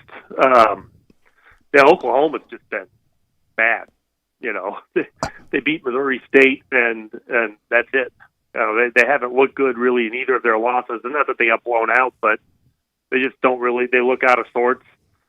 Texas has been. They were on the ropes against Texas Tech, pulled off a miracle to win that one, and then get beat again. And they're kind of self-destruct, really. I mean, they have the ball at the TCU one late in the game, a chance to take the lead and fumble. It's both of those programs are just languishing right now. And a lot of people say, well, that means that the Big 12 is terrible, and there's evidence to support that, but it has really nothing to do with Oklahoma and Texas being bad. It has to do with the fact that they didn't really get to prove themselves outside the league when they had their chances. They have 3 losses to Sun Belt teams in non-conference play. I mean, that's why the league is down. It's not because Oklahoma and Texas have been bad in the league. It's because they didn't do anything outside the league in the few chances they had. Right. And Gary Patterson, the head coach at TCU, who's had a pretty good run against Texas since taking over. He said, he made the point, though, Jerry, and I think it's a fair point, but he said, listen, this league, we're more than Oklahoma and Texas. You have to look at these other schools and these other programs. We're really, really good. And while I do agree with what he's saying, I would have to blame the Big 12 as a whole from the top on down that they have not promoted those teams, those schools, those programs like they have with Oklahoma and Texas. They've allowed that narrative to take place. Well, then part of it is that Oklahoma's been at the top of the league for the last, 5 or 6 years. Mm-hmm. So, and Texas has been their most prominent challenger for the most part. I mean, one year it was Baylor, and the first year of the playoff it was Baylor and TCU. But for the most part, it's been Oklahoma, at the top of the league. And so and they're the two, historic programs. And you hear this kind of talk all the time, and his point, I think, is valid, but not this year because of the non-conference, performance that I talked about. But, I always, whenever a big-name program like Notre Dame or USC or whatever is in a down cycle, people say that college football isn't as good because that program is down, and that's crap. College football is good, period, regardless of who's at the top of college football. So I don't think you have to have a good Notre Dame or a good Oklahoma or a good whatever for their conference to be good or for college football to be good. That's a bunch of crap because there's always some great teams out there. and it, probably 15 years ago, you would not have, said that Clemson was a team that had to be good for college football to be good. But Clemson's good and college football's good. So, yeah. It's just, yeah, I never have liked the conversation that the big name teams have to be good for the people they're associated with to be considered good. So the Pac-12 did their little preseason media poll. No surprise, Oregon is the overwhelming choice in the North, and USC is the overwhelming choice in the South. It didn't. In looking at this, though, they picked Arizona State number 2 in the South, and they got a couple of votes to win the South Division. I mean, I don't think anybody in the world thought when Herm Edwards got that job that a few years in, people would be picking them to win the division. Yeah, I agree. I mean, I was one of them. Yeah. I thought that was a very odd choice. I didn't know if he would adapt to the college game, but he came in right away and started doing some pretty good things. He's gotten some players. Obviously, you have to have that. And he surrounded himself with some pretty good assistants, and they've been successful. And, yeah, they are a threat to win. I mean, USC should win, but, they better take Arizona State seriously. That's a good team. And a good program now under Herb Edwards, and I'm as surprised as anybody. And then the other one that still amazes me is that, meanwhile, the other Arizona school with Kevin Sumlin is picked last in that division, and I can't figure out what has happened to Kevin Sumlin. He got COVID. He got COVID-19. He got that now, but that I don't think they were probably going to be picked to finish last anyway. But Kevin Sumlin, struggled at the end of TCU. I think Arizona is not the easiest place to win anyway in football. It's a basketball school, and I think they care about football. It's not like they don't. At some basketball schools, that's true, but I just think I don't think that's the easiest place to win because of who you have to compete with there. Mm-hmm. Are your picks out yet on the website? For the bowl projections? No. For this week, for games. You did some last week. It should go up today. I haven't seen it yet. But the best bets for this week should be up. Before too long, I would imagine. Okay, give us a few since I haven't been able to check it out yet. I can't ask you about specific ones. What do you got up there that's that you think people will be interested in? Notre Dame running FSU. Gosh, they look bad. Mike Norvell has got a lot of work to do with Florida State. I mean, that is just a program that is not in the best of shape. My upset of the week is Boston College. They are 6-point underdogs, I think, at home to, if I'm not mistaken, Pittsburgh. So I'm not buying Pittsburgh right now. Mm-hmm. And I think Boston College can win that game. What is the line of that Notre Dame-Florida State game? 21. Wow. And if Notre Dame is as good as their rankings, and my only really concern about that is they haven't played in a couple of weeks. They had 2 weeks off in a row because of the Wake Forest game getting postponed. So they may have a little rust, but Florida State has looked dreadful. And if Notre Dame is as good as their ranking, they should be able to cover 21 and then probably another 10. What do you think about Miami-Clemson? I know Clemson, like you just said earlier, Alabama and Clemson, certainly at the top. But Miami under Manny Diaz in his second year has looked really good. Does Miami have a shot? Let's see what the number is. Miami is a 14-point dog. Yeah, 14-point dog at Clemson. Yeah, I think that's a good number. I mean, I think Clemson's offense is still top-notch. Both teams are really good defensively. They've got pretty good players on both sides of the ball, and Miami's offense is better, which is why they are off to the start that they are. But Clemson's offense is still at a different level than everyone else. And so Miami's going to have to force turnovers. They're going to have to I don't think they can just line up and stop Clemson for 4 quarters and expect to be, if that's your goal is to try and win that game. They're going to need to force a few turnovers if they're going to actually beat Clemson. Do you like you mentioned earlier that Tennessee is in that same situation kind of as Miami? Do you think Tennessee keeps it close against Georgia or has a chance to win? What's the line on that game? It's about the same. 14, yeah. 13, half 14. Yeah, and I think that line is really speaking to what Georgia has done so far. And I think that Georgia's obviously their defense is fantastic. Bennett has given them some quality play at quarterback. So, if that continues, if Bennett continues to play well, I think that 14 is going to be something that they can cover. I think if Tennessee can force him into some problems, or maybe even force him to change quarterbacks and bring in JT Daniels, who's, still sitting there, hoping to get healthy and get on the field, then Tennessee, I think, has got a shot. But it's the same thing. They've got to create problems for Georgia's offense, just like Miami has to create problems for Clemson's offense. And if Tennessee can do that, I think they've got a shot. So Florida travels to College Station, and Florida looked terrific. A&M just got beat by 4 touchdowns. If A&M gets manhandled by Florida, when do people start looking at Jimbo Fisher and thinking, man, we just wasted a lot of money? Now. Yeah, this is the third year. Now they're not going to buy him out because who's got money to do that right now? Mm-hmm. But, yeah, people are going to already start. You even heard it after the Alabama game. It's like, this is his third year, and they still aren't within 4 touchdowns of Alabama. In the first game, they beat Vandy by, 5? Mm-hmm. So, I would get too worked up about game 1, but that's 2 unimpressive performances in a row. And Florida's like a 6.5-point favorite. And I'm thinking, oh, gosh, Florida's been playing pretty well. I don't know, that number feels pretty small. I'm with you. When I saw that line, I was like, I'm like almost scared of it because I feel like there's something up there. Because to me, like I missed a memo, right? Like somebody on Florida got hurt that I didn't know about. Yes. I felt that way. Another game that's way off the radar is Syracuse and Duke, right?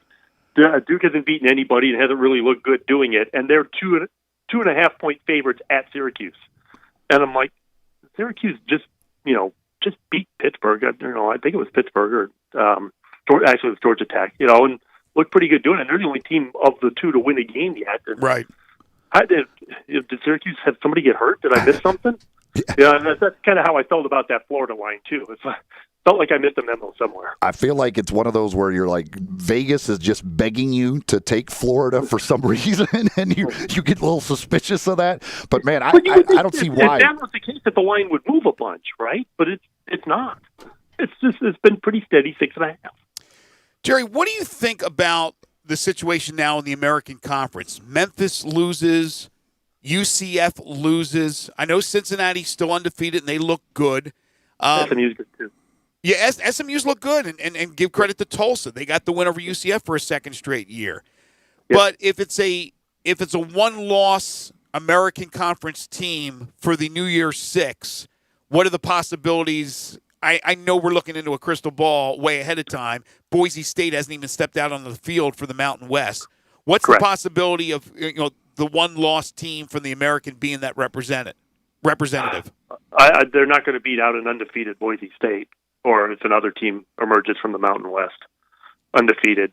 I think undefeated wins the day. It always has. Even with the caliber of competition you're playing in the American compared to the Mountain West? But you have to understand, there's no data to back anything else up. And undefeated has always won the day. Undefeated has always won. And it's not like the Mountain West is terrible. You're not talking about an undefeated MAC team versus Cincinnati or somebody like that. You're talking about the Mountain West, which the American and the Mountain West together are separated from the other 3 leagues. And if an undefeated Mountain West team is not going to beat out an undefeated American team, I don't think, but a one-loss, yeah, probably. And Mike Oreska will be really mad if that happens. So for Memphis and UCF, a week from Saturday, knock on wood that the game's played, we think it will be, hopefully. That's going to be probably an elimination game as far as the no question, right? New Year's Six. That's probably. That's definitely okay. All right. So nobody's getting into the group of unless there's complete chaos all over the place, 2 losses is not going to get you anything. Yeah, I hear you. No, I agree. It's going to be extremely difficult for the loser of that game to win the conference. So and you have to win the conference. And that's why it's really, more than anything, that's why it's an elimination game. It really becomes problematic to win the league at that point. Yeah, I mean, you still could win the league with 2 losses. I mean, you still could get into the championship game. There's no divisions. It's just the 11 teams. I mean, you could, but you definitely eliminate yourself, I would think, unless, like you said, Jerry, there's complete chaos from the New Year's 6. Yep. Okay. I agree. All right. So again, the picks, Jerry's picks, will be up soon at the website Sports56, CBSSports.com. Make sure to follow Jerry on Twitter at JPPalmCBS and catch him every Wednesday right here on Sports 56 Middays. Have a great week, my friend. Stay well. Yep. You too. Thanks. Thanks, Jerry. Hey, Tennessee Sports. Let me do that again. Hey, Tennessee, sports betting is almost here, and FanDuel Sportsbook is giving you an exclusive offer to get started. Right now, FanDuel Sportsbook is giving users $50 in free bets just for signing up. You heard that right. They're giving you $50 in free site credit to register and verify early. No deposit required. FanDuel is America's #1 sports betting site for a reason. They've got odds on all the biggest sports and a simple, intuitive app that makes it easy to find the bet you're looking for, then lock it in. And unlike other sports books, once you win, FanDuel gets you your cash in as little as 24 hours. Why? Well, they believe it's the right thing to do, and I would agree. But right now, the right thing for you to do is download the FanDuel Sportsbook app and check out their fantastic app for yourself.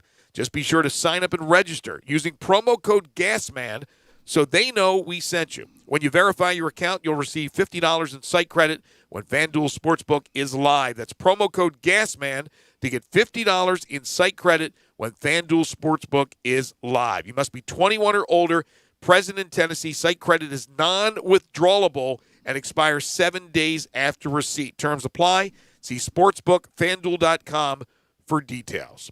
When we return, he is a Memphian who happens to be in Philly now, and he's a reporter for the Philadelphia Inquirer. DeMichael Cole makes his debut here on Middays. We'll talk to him about the NBA, the NFL, and other stuff when we return. This is Sports 56 Middays on Real Sports Talk, Sports 56, 96.1 and 87.7. Memphis Tiger fans, catch the Blue and Gray Show with John Stacey and Drew Barrett, Sunday nights from 5 till 7, right here on Sports 56, 98.5 and 96.1. Brian Elder's Roofing Solutions. Chris Price here for Brian Elder Roofing. The storms we've had over the past several months have been devastating to our communities. The rainy season is ahead. You may have not even noticed the dripping in your attic, water stains throughout your home, or even worse, mold and mildew. Please call Brian Elder Roofing and we will send out our project managers to assess any damage. We will not try to sell you a roof if all you need is a repair.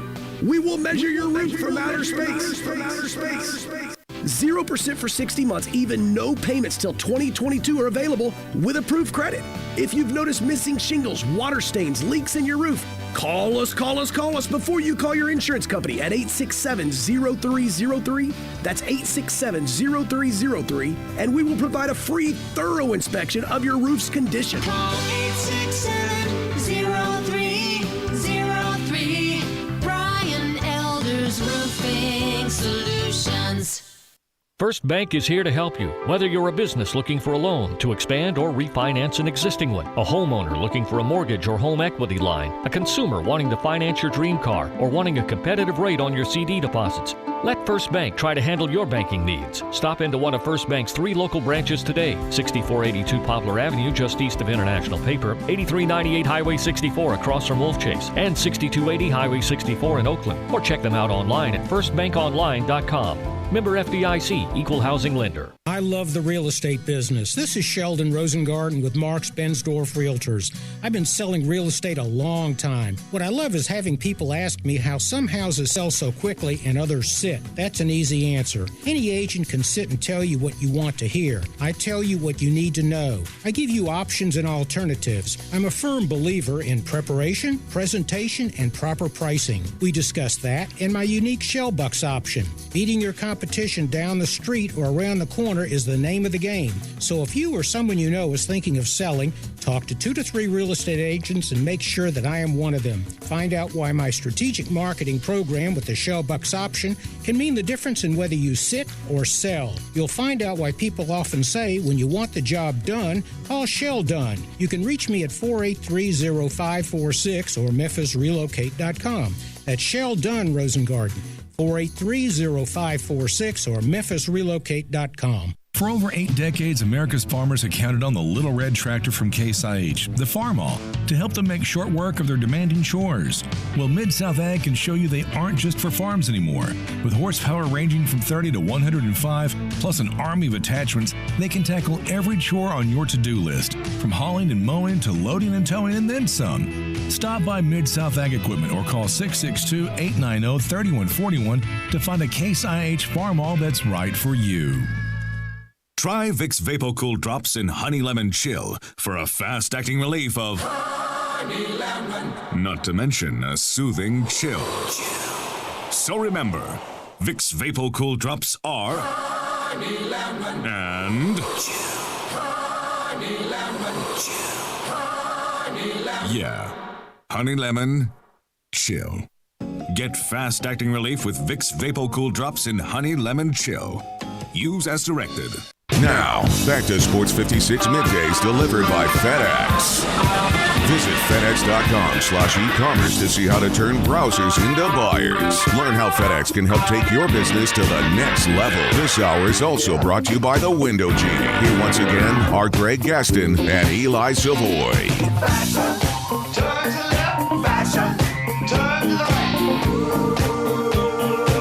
Welcome back, everybody. About halfway home on this Wednesday edition of Sports 56 Middays. Greg Gaston, Eli Savoy, and Gabe Kuhn. We're in the Family Leisure Studios where family and fun come together. Family Leisure, 2120 Whitten Road, just north of I-40.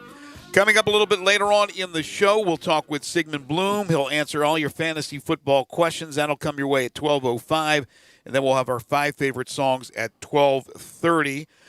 This just in, Joe Flacco is starting for the New York Jets this weekend. Sam Darnold with the shoulder injury. That was the deal where he got hurt. He came back into the game and then ended up playing the rest of the game. So we had all that talk about the Washington football team earlier and the decision to not only demote Dwayne Haskins to second team, they demoted him to third team, which is just mind-boggling. But now you have veteran Joe Flacco, led the Ravens to the Super Bowl, then went to Baltimore, or went to Denver, and now with the New York Jets, and he will start this weekend. Well, it is our pleasure to bring on a Memphian who's now in Philadelphia working as a reporter at the Philadelphia Inquirer. I was just on Twitter, as everybody is, and I saw a retweet of one of DeMichael Cole's tweets from somebody that was following him. I hadn't heard of DeMichael at that point. And I started to read his tweets, and I loved what he was saying, and he's so well-versed in sports. And then I saw he's from Memphis, and, of course, he's working in my old stomping grounds of Philadelphia. And I said, let's get DeMichael on the show. He's kind enough to spend some time with us, and we bring DeMichael Cole onto the program, who you can follow, by the way, on Twitter at DeMichael C. DeMichael, how are you, my friend? I'm pretty good. How about you?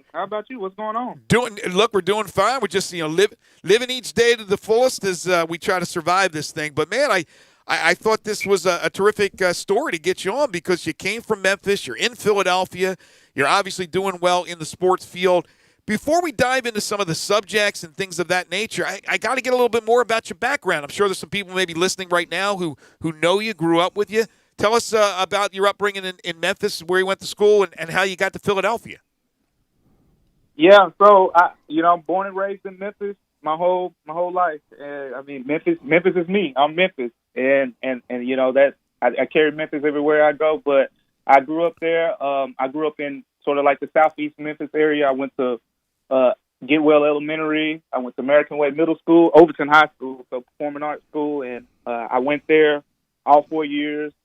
Played in the band, played baseball, and when I went to college, it was a tough choice. Deciding to leave home or stay close. I ended up going to the University of Tennessee, and money talks. So money talks, man. So they threw me a nice little scholarship. So I went to UT all 4 years, had a great time, and going into those 4 years, I already knew that I wanted to do sports reporting. I wanted to be a sports reporter. I mean, this is something that I've always tried to just pay attention to and just dive into, and it was always a passion of mine. So when I got to college, I already had a good idea. And when I got there, the good thing about going to a school like Tennessee was, you have a lot of resources there, and you have a lot of people who've been in sports media 10, 20, 15 years. And I just picked the brains of those people and just worked, I just took advantage of all the opportunities that they gave us on campus with the student newspaper and in the journalism school. And I worked for some of the local papers, for 2 or 3 of the local papers around, just, freelancing whenever I could, and, just grinding my way through, trying to build that resume up the best way I could. And I think that really put me in a very good position when I graduated. I got an opportunity at the Sports Journalism Institute, which is it's a program designed for minority journalists, and it's been around since 1922. You have some of the biggest journalists now. I mean, Malika Andrews is one. Kendra, her sister, is another one. At ESPN. Cameron Wolf, who Dolphins guy at ESPN. The list goes on. It's very prestigious, and it's so many. Marcus Thompson, Golden State guy. He's also really another big one. But it's so many. I don't want to keep name dropping people, but it's very prestigious. So I got an opportunity there. I tried to build my resume up for that opportunity. And what that program did was we went to Arizona State, which is, well known. They have a well-known journalism program there. We went there for a week, and it was like a boot camp where we just were locked in, and we, did journalism all day. And I'm talking about writing on deadline, covering the NBA Finals last year, the Golden State Toronto Raptors NBA Finals, turning in the story 15 minutes after the game, and you got to, it was a very good opportunity, and some of the best people in the business, Greg Lee, who's the managing editor at The Athletic, Sandy Rosenbluth, who was AP Sports, I believe, Woman of the Year last year, Leon Carter, who's at ESPN. I believe he's the vice president at ESPN. So we had great mentors, there that really helped prep us. And that opportunity led me to get a internship at Sports Illustrated last summer. So I was at Sports Illustrated last summer, and as you know, in the last year, a lot of adventurous things have been going on. To say the least. At Sports Illustrated. I think that's well documented, and I was there when, a lot of the transformation was starting to take place. So it was an interesting time to have an internship at, one of the, most well-known publications. But it was a great time. I had a great time. I learned a lot from a bunch of, great writers and just great people in general. And that led me, to Philadelphia, because when I left Sports Illustrated around last August, and I got to Philadelphia in September because, I had a couple other opportunities that I could pursue and just a little more. After my junior year, I was actually in Memphis. I worked with the Tri-State Defender. Okay. Which, a local paper in Memphis. Sure. And I covered the draft. I covered a lot of things, locally with the Grizzlies. I covered the All-Star game for them in that February. But so I did some things with them, and, there was always an opportunity to stay back home and work with them. And there were a couple other opportunities as well. But, the Philadelphia Inquirer came calling, man, and that's not normal. That's not normal. And so, I mean, they just it was through a reference. One of the people that I met in the business had put in a reference for me and told them to check out this DeMichael guy, and they were looking for a young sports reporter who could come in there and just work hard. I mean, I remember in the interview they said we're not looking for anyone we can put on training wheels. And I felt like that was something that I could bring to the table. Just going back to college, where I just grinded my way through all 4 years to prepare myself for that opportunity, and that's how I ended up in Philly. And I've been there for about a year now. How do you like the sports scene in Philadelphia? Man, I love it. I love it. I'm sure you know, but these fans are something else. I know him pretty well. I was one of them at one time. So yeah. I'm sure you know. I mean, it was a weird part of me that liked it at first, because when you come out of college, you like the engagement, just knowing people are engaged with your stories and the things that you're writing about. I didn't care, what they said. Like they said, "Oh, DeMichael, that's horrible. Why are you writing about this person or anything?" I'm like, "Hey, look, thanks for reading." So that's how it was for me, because in college there were certain stories that really took off and things like that, but it wasn't as common as it is when you're at the Inquirer. But I mean, I love it. I mean, the fans are they're so passionate and they're so well versed. The first thing I learned was I better become familiarized not just with what's going on right now in Philly, but I need to familiarize myself with the history, because I did a lot of boxing. So that's when I knew, okay, I need to learn more about Joe Frazier. I need to learn more about Bernard Hopkins. I need to learn more about, all of these guys, not just the Danny Garcias and the current, boxing guys. Then it was like the Eagles. Okay, I need to learn more about Chuck Bednarik, like John Runyon. Like, yes. I had to learn about all the little intricacies, because if you don't, they'll rip you apart. See, and they really pay attention to that. And that, so I love that, because it really, it really pushed me not to just be lackadaisical with just saying, "Oh, I have a good opportunity." It was, it just kept me, just on edge. You're doing it right. Let me tell you, you're doing it right, learning that history, knowing what you're talking about, because they see through writers and journalists and broadcasters. They see right through them if they're not knowledgeable. They know that right away. So I'm glad that it's really working out for you. You're writing some great stories, and you're obviously well versed in all the sports. So let's dive into a couple of subjects here. Let's talk about the 76ers. Who you got to be honest, they have been a big disappointment when you get Joel Embiid, when you have Ben Simmons, to not be in the NBA Finals. It's not been good. Obviously, Brett Brown is let go, and they bring in Doc Rivers.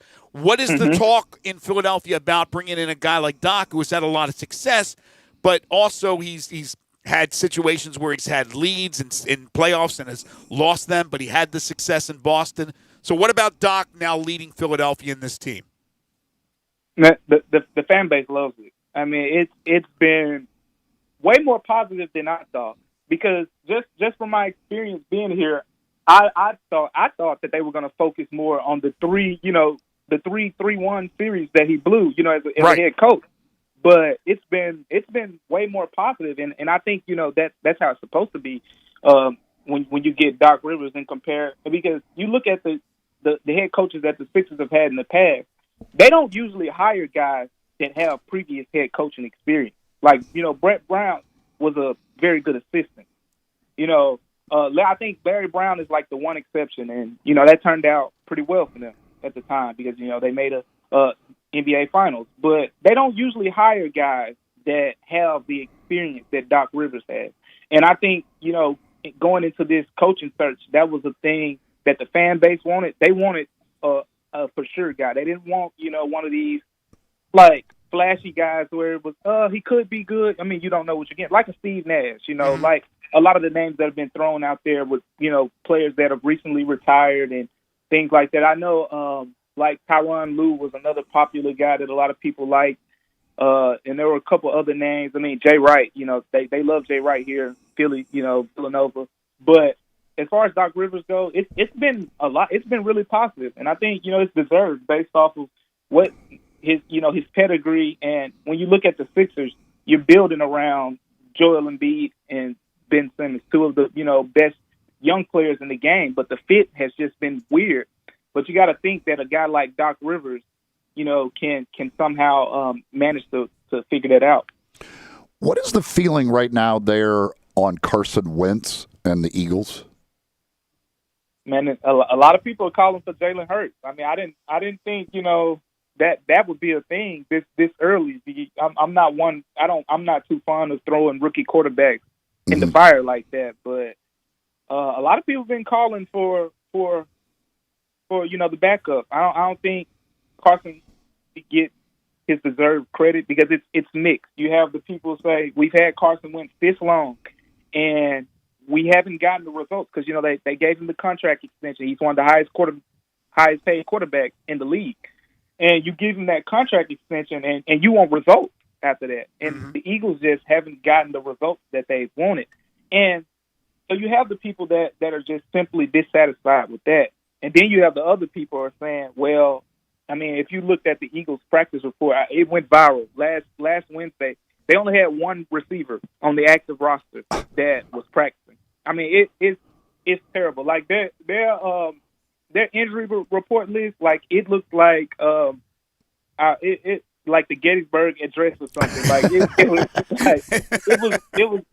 was horrible. Like the Bill of Rights or something. Like it was just a long list of players. I mean, it was horrible. But that's been the thing, I mean, if you watch the game with the 49ers, his touchdown was to a guy that just got cut by the Packers off and, a practice squad guy that they had to call up because everyone's hurt.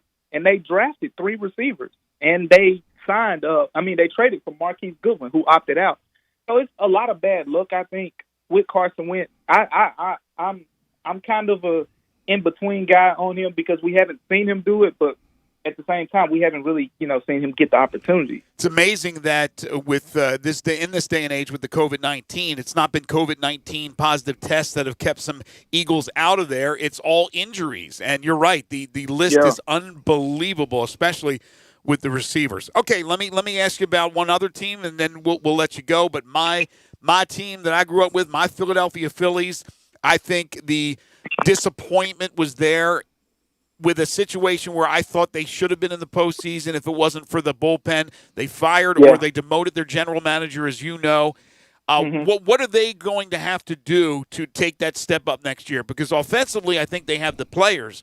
But boy, that pitching staff, especially the relievers, I should say, are just absolutely horrendous. What are they going to need to do to be a playoff team next year? I mean, you hit it. It's all about pitching with the Phillies. I think what got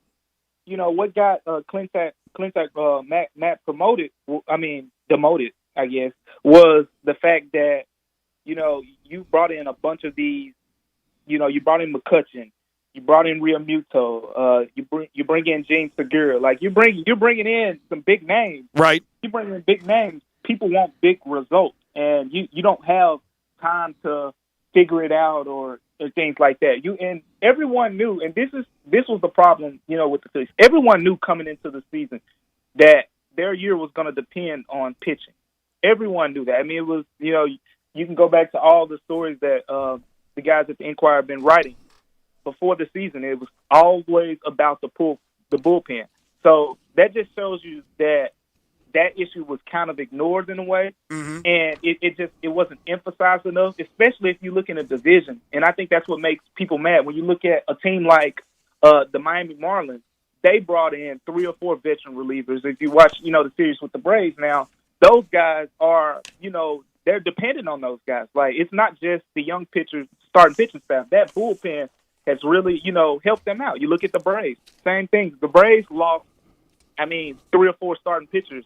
Cole Hamels, Felix Hernandez opted out. Mike Soroka, was the ace last year. They lost all of those guys, but their bullpen is top 5 ERA in the game right now, and that just shows you that's the difference. I mean, the Phillies' offense is, it's deep, and you called up a guy like Alec Brom. I mean, Alec Brom is going to be that dude. Like he is amazing, and they have some players on offense. Offense is not the problem there, but you have to fix that bullpen. I mean, you got to spend. You got to spend this offseason. He is DeMichael Cole, sports reporter for the Philadelphia Inquirer and a native of the city of Memphis. So we are proud to see him in all his success. You can follow him on Twitter at DeMichaelC. We will do this again in the future, I hope, my friend. Thank you so much. Continued success, and thank you for joining us. Yeah, thanks for having me, guys. Take care. DeMichael Cole from the Philadelphia Inquirer. That's a nice success story. Yeah, that's cool. And I think a lot of things, Eli, that I think young journalists, if they were listening, can learn from him how hard he had to work, like we all have, to get to a good position. We've had some great weather here recently. Good chance to get out, play some golf, might work on your game, or have some fun playing great courses from around the world. We'll head on over to Golf and Games Family Park at 5484 Summer Avenue. They've got the Top Tracer range system. You can work on your game and get feedback on distance, carry, ball speed, and more. You can also play virtual courses like Pebble Beach, St. Andrews, Spyglass, and more. They've got a long drive, the contest they do. They got closest to the pin you can do on there as well. You can play all kinds of different games and compete with one another, or like I said, just work on your game and get that information, which it saves your information every time you go as well, so you can always track how you're doing, how you're improving on hitting all of your different clubs. Again, it's Golf and Games Family Park, 5484 Summer Avenue. Go play like a pro without having to travel around the world at Golf and Games Family Park. When we return, let's take a look at some of the college football matchups for the weekend and what Vegas sees in those games, starting with a Thursday night game. Hey, Houston's finally going to be able to play some college football. They haven't played, right? Have they played a game yet, Houston? Did they play one? They played last weekend? I don't remember, but they're going to play Tulane. Oh, no, they've yet to play. They've yet to play. They're going to play Tulane tomorrow night. We'll take a look at some of the games in the American and across the nation when we return. This is Middays on Real Sports Talk, Sports 56, 96.1 and 98.5. Want to get your voice heard? Hit us up on the First Bank phone line or First Bank text line.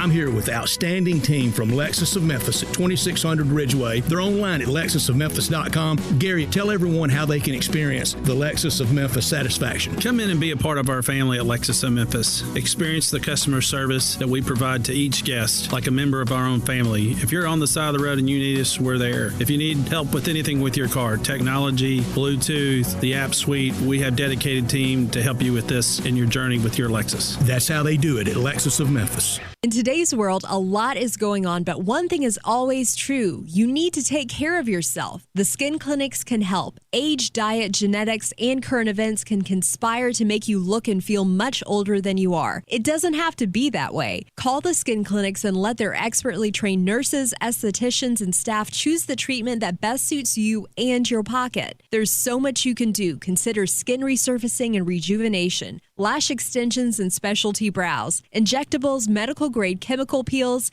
laser hair reduction, waxing, facials, makeup applications, and even services just for men. The Skin Clinics has it all in a caring, safe environment, always observing current social distancing guidelines. Go to theskinclinic.com to find out more and call today for your appointment at 901-345-SKIN. That's 901-345-SKIN.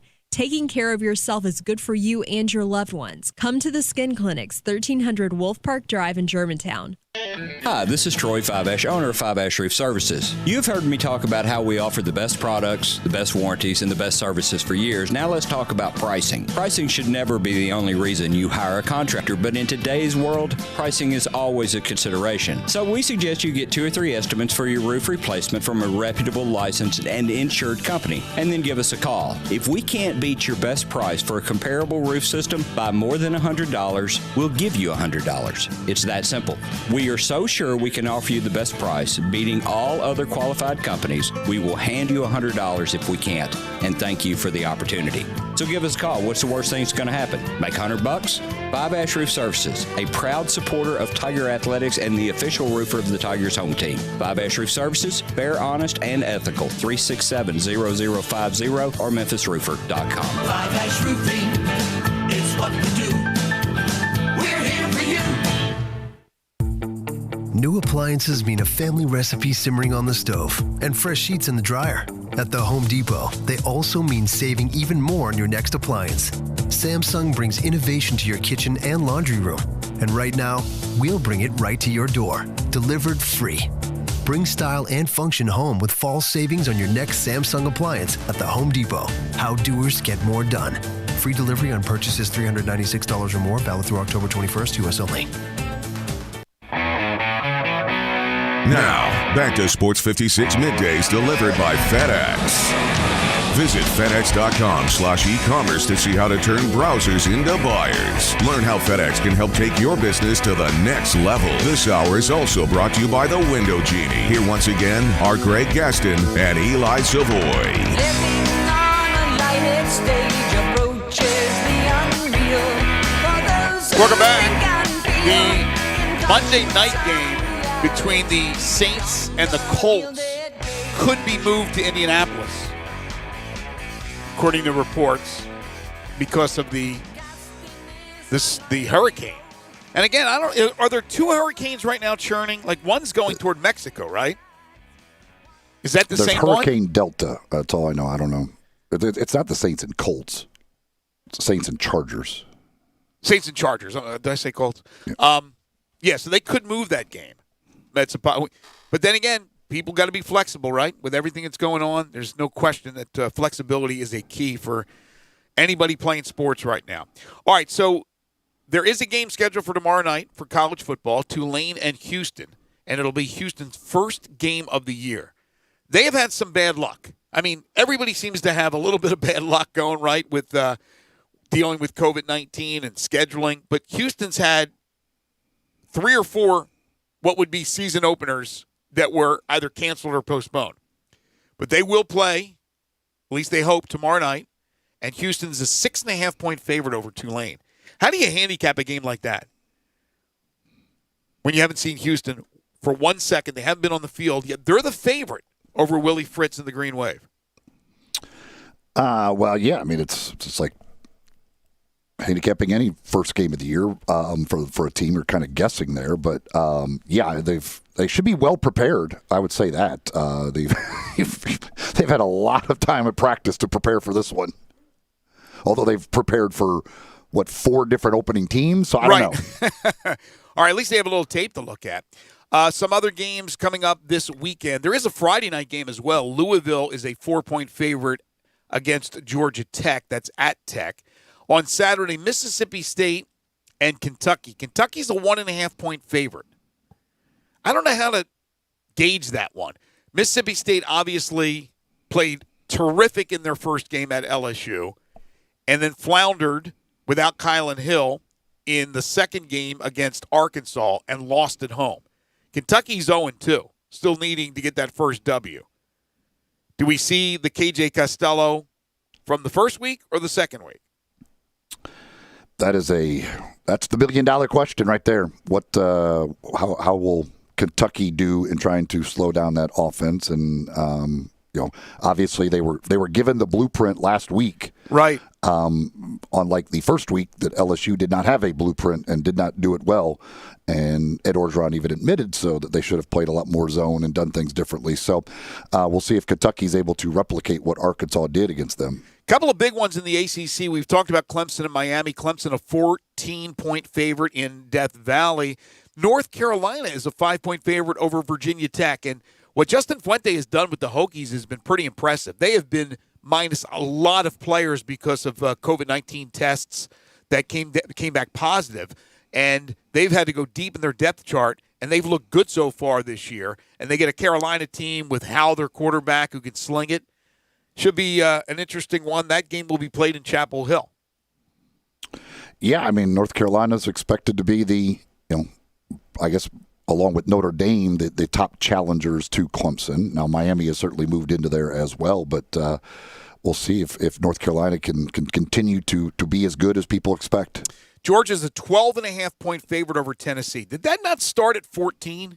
Does that come down? It has come down a little bit. I'm not sure if it was around 14. I don't know if it was actually 14 it opened up at, but it was close to that. It was 13.5, 14, somewhere in that area. So it has come down. Red River rivalry, again, it's lost some of its luster with both teams coming in off losses and Oklahoma coming in off 2 straight losses. Oklahoma 2.5-point favorite in that one. Actually, I see here it opened at 14.5. So it's coming down 2 points. Yeah. 2 full points. Ole Miss and Alabama. Alabama 23-point favorite in Oxford. We discussed this yesterday with Connor O'Gara, Nick Saban, Lane Kiffin. What's that relationship like? Is there still a relationship?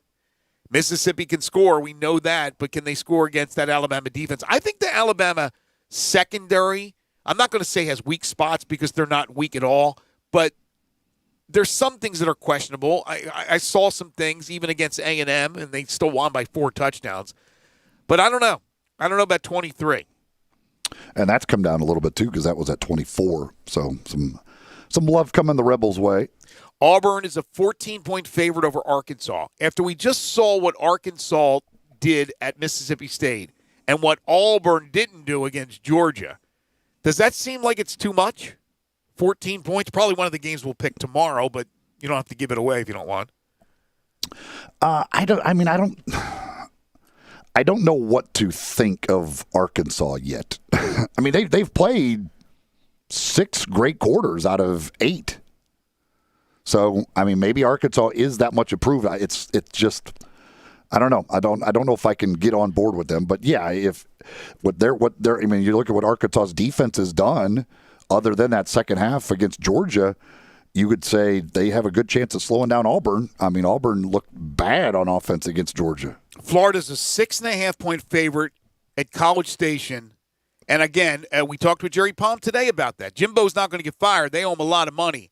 But there are already people pointing fingers at Jimbo going, hey, this is your 3rd year now? Is it 3rd? Yes.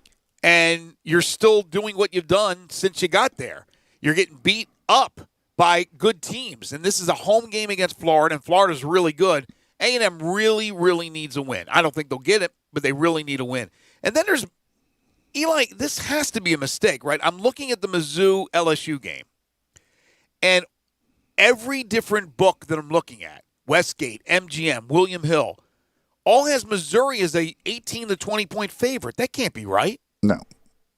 So they got the teams mixed up there. Because every one, Missouri minus 18, Missouri minus 20.5. It has to be the other way, right? Yes. Well, the thing that's weird about that game is when it was going to be played in Baton Rouge, Todd Furman actually tweeted this out. It was going to be played in Baton Rouge, LSU was a 20-point favorite. Right. Now that it's moved to Mizzou, that line is at 14.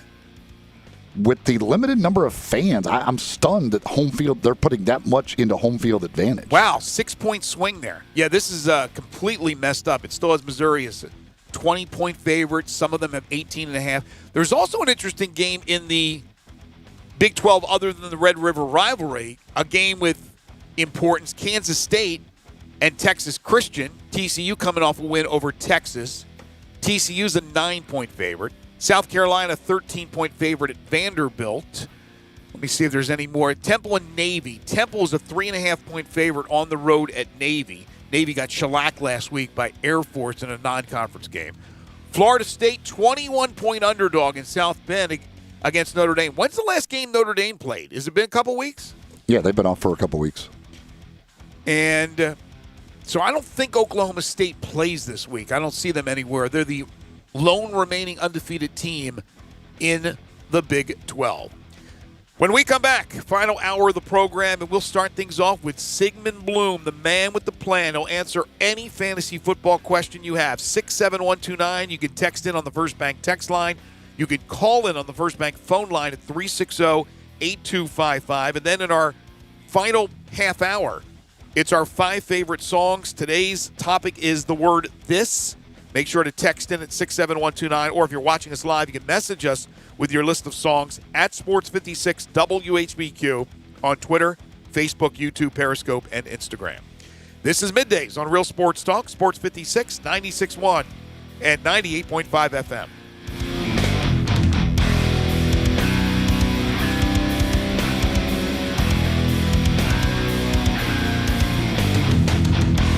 At First Bank Mortgage, their core purpose is to help you get to a better place. That better place may be a lower monthly payment, that vacation you thought was impossible, or getting into a home with a fenced backyard where your kids can play. To get into your better place, First Bank Mortgage makes decisions right here at home. Dedicated to helping you get to your better place, First Bank Mortgage. Call Daniel Mooney at 901-462-0145 today. NMLS 741022. Equal housing lender. Brian Elder's Roofing Solutions. Chris Price here for Brian Elder Roofing. The storms we've had over the past several months have been devastating to our communities. The rainy season is ahead. You may have not even noticed the dripping in your attic, water stains throughout your home, or even worse, mold and mildew. Please call Brian Elder Roofing and we will send out our project managers to assess any damage. We will not try to sell you a roof if all you need is a repair. We will measure your roof from outer space. 0% for 60 months, even no payments till 2022 are available with approved credit. If you've noticed missing shingles, water stains, leaks in your roof, call us before you call your insurance company at 867-0303. That's 867-0303, and we will provide a free, thorough inspection of your roof's condition. Call 867-0303. Brian Elder's Roofing Solutions.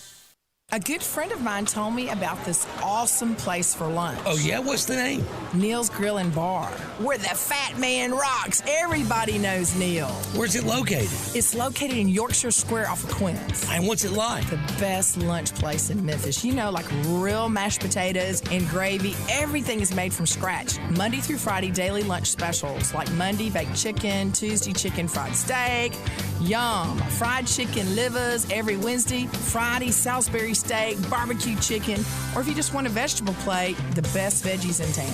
What about the lunch price? Meat and 2 veggies, $7.95. Meat and 3 veggies, $9.99. And veggie plate, $8.95. Big fat boy portions, man. Man, you're making me hungry. Come hear the best live local music at Neil's. Mondays karaoke, Tuesdays Debbie Jameson, Wednesdays Elmo and the Shades, Thursdays Eddie Smith, and the best Memphis music all weekend at Neil's Bar and Grill, where the fat man rocks. Cold and flu season's here. It's time to make sure your family's stocked up on the products you'll need if somebody gets sick. Pick up the new Vicks DayQuil and NyQuil Severe, honey, cold, and flu medicines during your next grocery trip. DayQuil and NyQuil Severe Honey are a max-strength medicine with a great-tasting honey flavor, also available for sale at online retailers. DayQuil NyQuil Severe Honey provides max-strength cold and flu symptom relief for your worst cold and flu symptoms in a soothing honey flavor. Use as directed. There's a new commissary in town in Collierville. Germantown Commissary is doubling. Yeah, they're still going to have the old Germantown Commissary by the tracks, but now there's a huge new Germantown Commissary in Collierville at Poplar and Houston Levee Road. It's huge, too. There's a drive-through. There's plenty of parking. No telephone pole to get in your way. A cool patio. It's right by the track, so the tradition continues. And this is a tradition that's been around forever. That commissary is famous for hickory-smoked, slow-cooked Memphis-style barbecue. They've got a private party room at the new one in Collierville. Self-catering still continues. Party packs for $5.95. Basically, the great ribs, the great pulled shoulder, the great deviled eggs. Everything is there in Collierville and Germantown now. So there is now a Germantown and Collierville style of barbecue. It's called Germantown Commissary. We are Sports 56 WHBQ Memphis, W253DF Memphis, WPGFLP Memphis, and WIVG Tunica Memphis, Flynn Broadcasting Stations.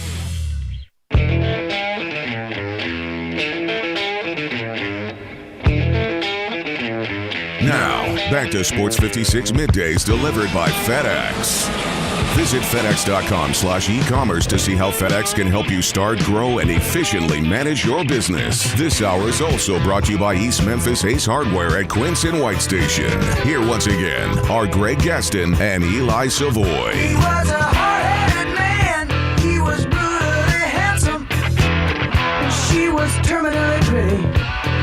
Welcome back. 12:04 this time. Sigmund Bloom joins us in just a moment. Final hour for us today here on Middays. Greg Gaston, Eli Savoy, Gabe Kuhn. We're in the Family Leisure Studio. Supplies last. The third hour of the program is brought to you by East Memphis Ace Hardware, 5143 Quince Road, next door to Billy Hardwick's All-Star Lanes.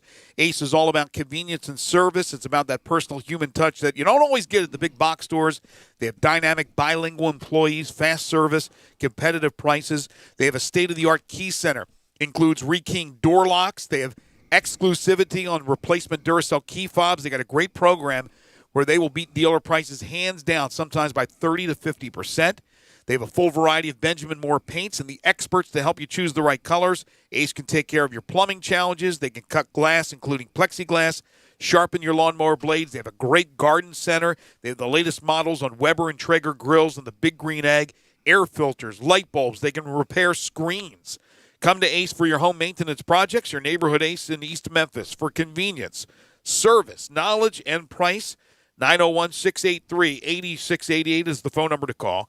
online at acehardware.com, where they offer free shipping. They're open Monday through Saturday, 8 to 7, Sunday, 10 to 4. The third-hour sponsor of Sports 56 Middays each and every day. It's East Memphis Ace Hardware.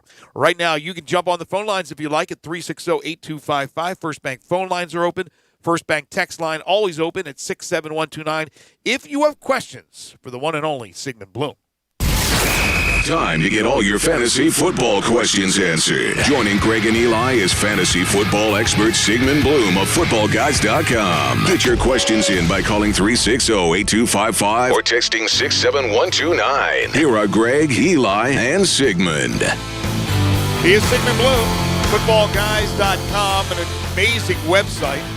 You can follow him on Twitter at Sigmund Bloom. He joins us every Wednesday during the NFL season to answer all your fantasy football questions. And I would imagine, Sig, it's always a challenge with injuries and things of that nature. We talked about it last week that it seems like there's more injuries to more significant players than ever before. But now you throw in, with everything that's going on with COVID-19 and games being rescheduled or possibly postponed, it really affects your lineups. Yeah, it's a new frontier in lots of things in our lives.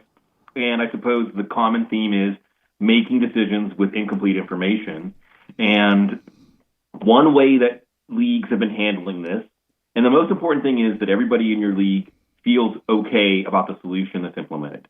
One solution that's been suggested and some leagues are doing is before the games kick off on Sunday, you can designate conditional backups, right? So, for instance, if New England, Kansas City hadn't been played on Monday night, you say, well, instead of Tyreek Hill, I want this receiver who's playing on Sunday. And that way you don't have to make the decision on Sunday at kickoff about the odds of a game being played when it hinges on COVID tests and things that we can't really predict.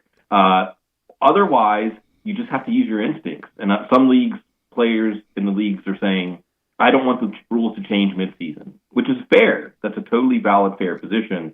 And then you just have to make a decision.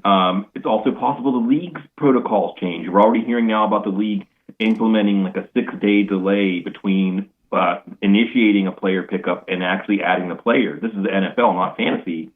So they're slowing down that process, I think, to maybe close a hole in the protocol for COVID to get in the building and spread undetected. So we'll just have to keep watching this. We've had to do this with injuries and game time decisions, so it's not anything new for fantasy. But as you said, with the injuries, with everything else going on, it's really testing us, and we'll do the best we can, just like we are with everything else. If you've got questions for Sigmund Bloom on your fantasy football teams, you can text those in 67129. That's 67129, the First Bank text line. You can also call in at 360-8255 on the First Bank phone line and talk directly to him. Some injury situations at the wide receiver position have been a problem for sure. Yeah. What's the situation with Julio Jones? Didn't practice today. Left the game on Monday night, of course. And if it's the same hamstring injury, generally the aggravation is worse than the initial injury. He missed one game with the initial injury. I don't expect we're going to see him this weekend against Carolina. If we do see him, that might not be a good thing anyway if you're a Julio Jones fantasy owner, because he could aggravate it again. And we already saw that he didn't do much for us if we did trust him on Monday night. So I think in this case, you hope he sits and maybe gets back within a week after this and gets back to the old Julio. How close is Michael Thomas to coming back? It's hard to say. We saw that initial timeline said several weeks from Tom Pelissero from NFL Network, but then it seemed like they were leaving open the possibility of him even playing in week 3, certainly in week 4, but he was ruled out. I think they're doing the smart thing, and they're taking it slow with a high ankle sprain, which is also very much prone to aggravation. So they're doing well. They're playing Monday night, which gives them an extra day to get ready, although I'm down here in New Orleans, fellows, and, well, if you haven't heard, there's another hurricane pointed at Indiana. So they may have to move that game to Indianapolis. They move the team to Indianapolis if we need any more uncertainty. So I think that I would say that Thomas is 50-50 at best, partially because of the way that Traquan Smith is playing and the way the team has been winning since the Raiders game and Packers game, looking better in the matchup against the Chargers. Tomorrow night, the Buccaneers in action. You've got Godwin and you've got Evans both battling injuries there. What is their situation? Evans, I think, is going to play, although he did miss a little bit of time on Sunday. And we often see with these ankle injuries that in the heat of the battle, they can keep playing through it. And then after the game, there's swelling and there's some things that are a little harder to manage. So we'll watch that. Godwin, I don't think we're going to see because of the short week. If he wasn't ready to play on Sunday, he won't be ready to play. Justin Watson has a chest injury. Scott Miller was already carrying some injuries into the last week. He did have a good game. Evans is an automatic play if he's in. If Evans isn't in, I don't know that we're going to pivot to Scott Miller or even the tight ends, Rob Gronkowski and Cameron Brate with O.J. Howard out. However, Keyshawn Vaughn becomes really interesting as the new receiving back for this team, and we know that Brady loves to throw to the running back, so we'll be watching him tomorrow night. All right, let's go to the First Bank phone lines, 360-8255, and Bobby is on the line. Hey, Bobby. Hey, guys. How's it going? Good, thank you. Oh, man, the year just keeps getting crazier. You can say that again. In every possible way. Okay, I'm in a 2-quarterback league. On a 6-game losing streak, I've got Lamar Jackson, Josh Allen, and one of those cars. I don't know which one. So 2 of them may not even play this week. So I'm hurting at quarterback. But anyway, that's not my question. It's a PPR league. I got 4 running backs. I need to start 2. Sigmund, Robinson, Gurley, David Johnson, or McKinnon. If Mostert is out, if Mostert's not out, I think he's not in the equation. But which 2 of those 4 would you pick? All right, Bobby, thank you for that. And Sigmund, you may also want to throw at him a quarterback or 2 that possibly is available if he doesn't have a quarterback. Joe Flacco is going to start this week. More signs of the apocalypse. And Kyle Allen. And Kyle Allen is back. Kyle Allen is back for us. So there's those 2. I don't know about Drew Lock, whether he's going to get back again. The Denver-New England game is up in the air, but Jarrett Stidham would start for New England. I don't think Cam Newton's going to be ready for that game, and Brett Rippon would get to start again. So there are some potential replacements out there. On the running back question, you got to play James Robinson. Houston's run defense is terrible to begin with, and James Robinson's been producing for us. McKinnon would be the pick if Mostert does not play against Miami. McKinnon got 90+% of the snaps last week, and he's going to be the clear lead back. If McKinnon is then taking a backseat to Mostert, I would probably go with Gurley and hope for the best. He had 2 touchdowns last week. The Carolina run defense has been pretty weak, at least until last week when Kenyon Drake made them look really strong. And with David Johnson, we saw Duke Johnson return last week and take away some of the receptions and touches from him. We will be watching Houston against Jacksonville to see if the whole team kind of gets that bounce of ding dong, the witch is dead. More and more details coming out that I don't think Bill O'Brien was liked at all in that building. Maybe there's some relief, but not enough to put David Johnson in my lineup this week. With the quarterback changes, the change in Washington and with the Jets, what does that do anything for any of the receivers, running backs? How much of an effect do we have there? It can't hurt Jamison Crowder because Joe Flacco he'll be happy to throw the ball 50 times in a game, and he's a reasonably accurate short intermediate passer. So you like Jamison Crowder, who hasn't let us down yet when he's been on the field. For Washington, we saw Kyle Allen really keep the value of DJ Moore afloat last year, which is good for Terry McLaurin, but also he was a terrible deep passer, which hurt Curtis Samuel. So, McLaurin's going to get, I think, maybe more volume, but McLaurin will also maybe have fewer deep balls that are catchable. Antonio Gibson becomes really interesting because Kyle Allen helped fuel Christian McCaffrey to an amazing season last year in the passing game, even though the Panthers were a bad team. And I think Washington's going to be playing from behind a lot. Even Logan Thomas becomes a little more interesting with Kyle Allen in there. Rest of year in PPR, Ebron or your boy Mo Alley Cox? Well, if they're the backup, I might say Mo Alley Cox because he's doing so well on the touches he's getting that I would hope that the Colts adjust things and use that guy some more. If it's someone you have to play this week and it's your number 1 tight end because you don't like what you've got otherwise, I would say it's Ebron. Who are some wide receiver options for those people out there that are dealing with the injuries at the wide receiver position? Who are some guys that you think would possibly be available for somebody to pick up? Tim Patrick will probably be at the top of that list. He ripped very well with Brett Rippon. He's a good player. He went undrafted more because of injuries than because he wasn't really able to play.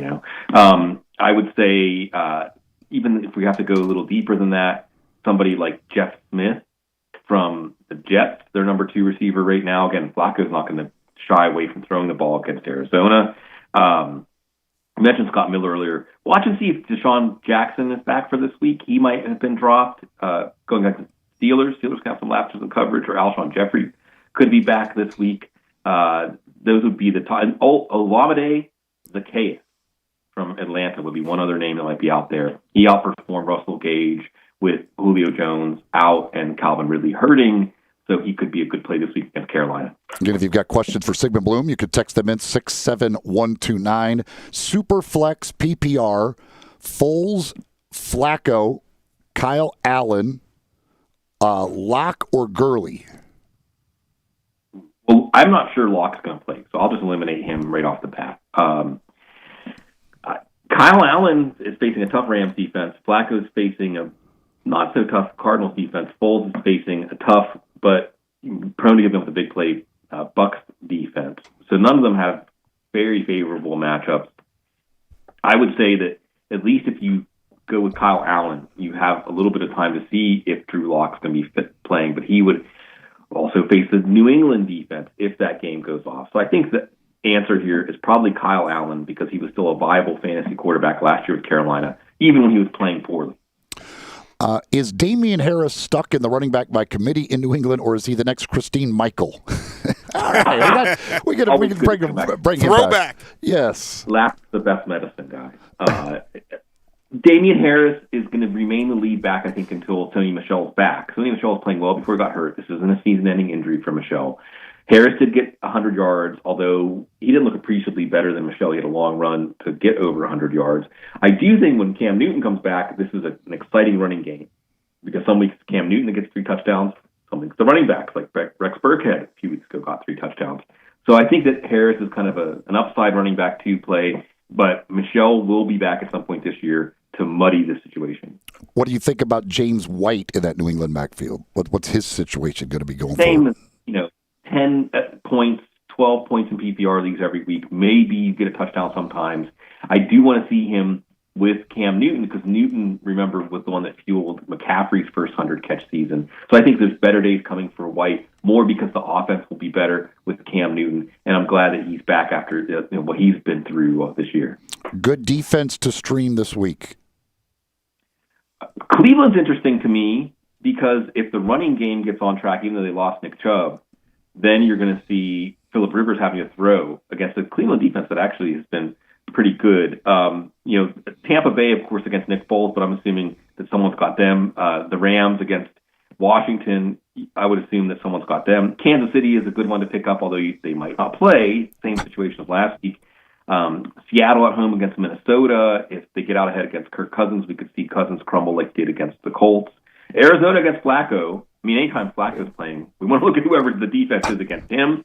And maybe Eli, maybe your Cowboys. What? No. Come on, Sigmund. If they can jump out to a lead and they can have Alden Smith and Everson Griffin and DeMarcus Lawrence just teeing off on Daniel Jones, some good things could happen. Sigmund, I know you're in New Orleans, but boy, you should not be drinking so early in the day. Day off, yeah. There's a hurricane coming. We've got to I said last week that the Cowboys maybe get a couple of interceptions, maybe a pick six, and Eli laughed at me. That's that defense, boy. If they do a good job of this, that's one of the great calls you've ever made right there. Also, daily fantasy, any sleepers that you might recommend? Well, this week, I think Curtis Samuel is interesting. Atlanta's got problems at safety, so maybe this is the week that Samuel breaks a big play. He's still staying involved enough that you might have some hope there. I mentioned James Robinson against Houston. Just whoever's played Houston at running back has been very, very good. Let's see. Seattle is interesting against Minnesota secondary. David Moore's been making some big plays. So you want to get those players that only a few percent are going to have. So David Moore would be an interesting one. I think that a lot of people aren't looking at trying to guess which Baltimore running back is going to have a good week. Maybe it's a Gus Edwards week if they can open up a big lead against Cincinnati. tell everybody about footballguys.com. We're there for you. We're going to keep doing the best we can with the questions as they are ever changing for all kinds of fantasy football, DFS, IDP, you name it. And my show's free. Our newswire's free. Our newsletter's free. But also you can subscribe in season. We still have a money back guarantee if the season gets canceled at any point before week 10. So we understand that these are uncertain times, but we still want to be there for you. Footballguys.com, the website. You can follow Sig on Twitter at Sigmund Bloom. Catch him every Wednesday to answer your fantasy football questions right here on Midday. Sig, thank you. Have a great week. Always look forward to it. Thanks, guys. Take care. So Ben Roethlisberger, speaking of the NFL, speaking to the media today, said, of course we got the short end of the stick when referring to the postponement of the game against the Titans. Though the possibility remains that the continuation of positive tests from the Titans could force them to forfeit games, Roethlisberger said he doesn't think they'll consider forfeiting our game.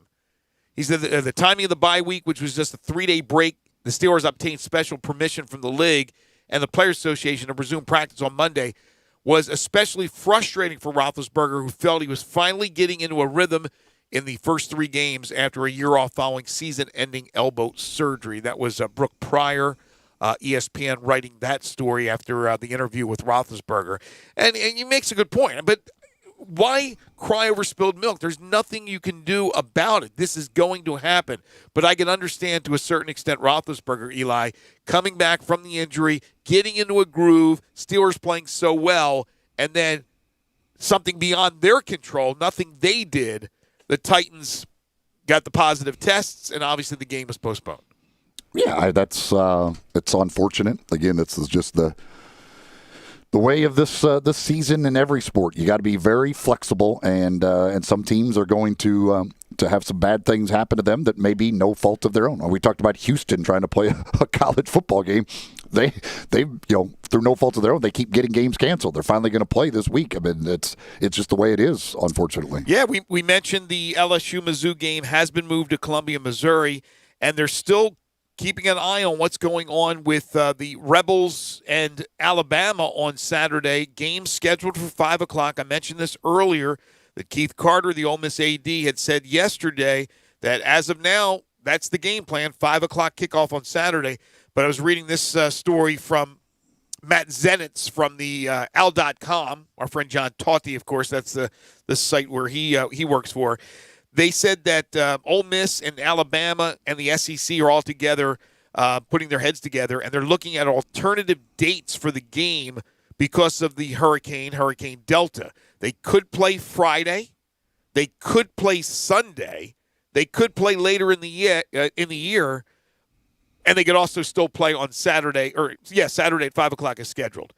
Lane Kiffin said, I don't think we'll know until tomorrow for sure. So, again, the Ole Miss game, if you're scheduled to go, right now still on for Saturday at 5, but again, could be moved around the schedule because of the impending hurricane. Why not, right?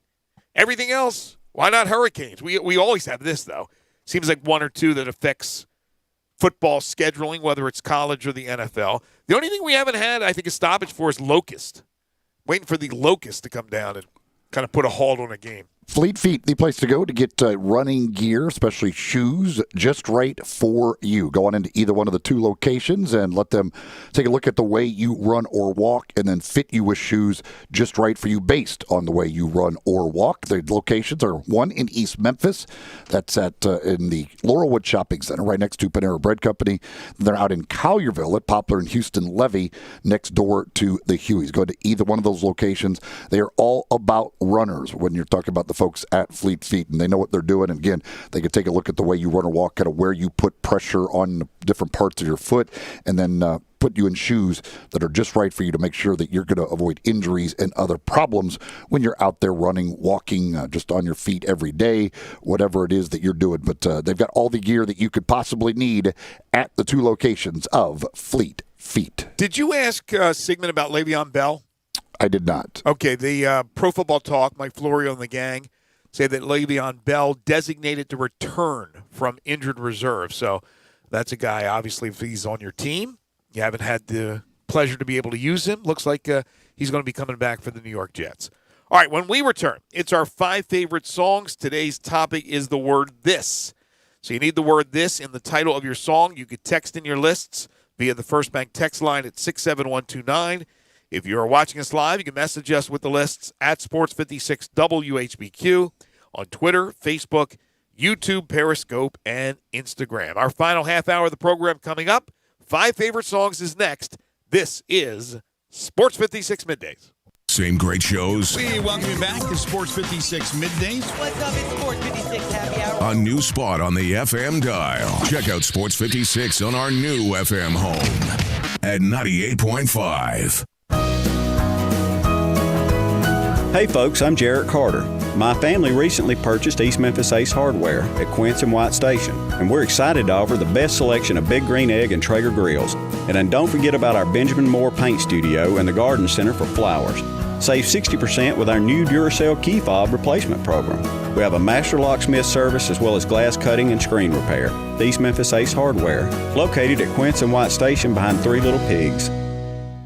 In today's world, a lot is going on, but one thing is always true. You need to take care of yourself. The skin clinics can help. Age, diet, genetics, and current events can conspire to make you look and feel much older than you are. It doesn't have to be that way. Call the skin clinics and let their expertly trained nurses, estheticians, and staff choose the treatment that best suits you and your pocket. There's so much you can do. Consider skin resurfacing and rejuvenation, lash extensions and specialty brows, injectables, medical grade chemical peels, laser hair reduction, waxing, facials, makeup applications, and even services just for men. The Skin Clinics has it all in a caring, safe environment, always observing current social distancing guidelines. Go to theskinclinic.com to find out more and call today for your appointment at 901-345-SKIN. That's 901-345-SKIN. Taking care of yourself is good for you and your loved ones. Come to the Skin Clinics, 1300 Wolf Park Drive in Germantown.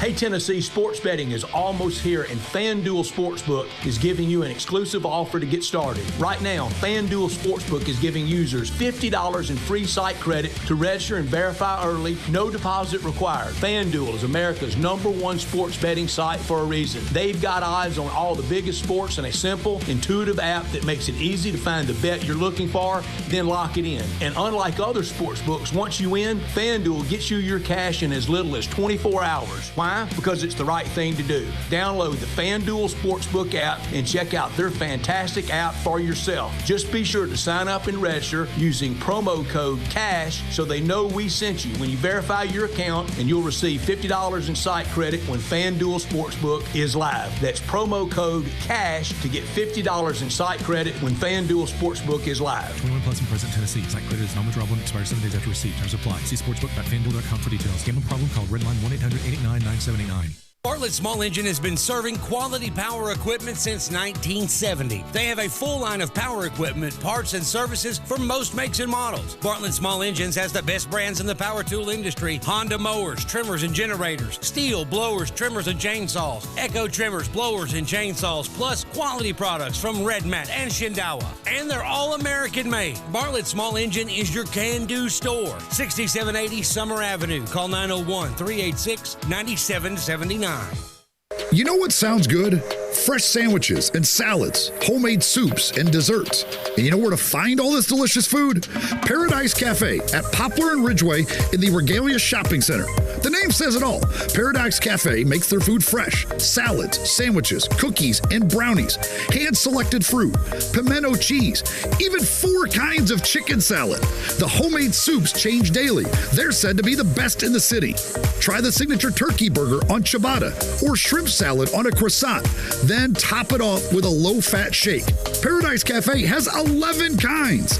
Paradise Cafe, open Monday through Saturday, 10:30 to 2:30.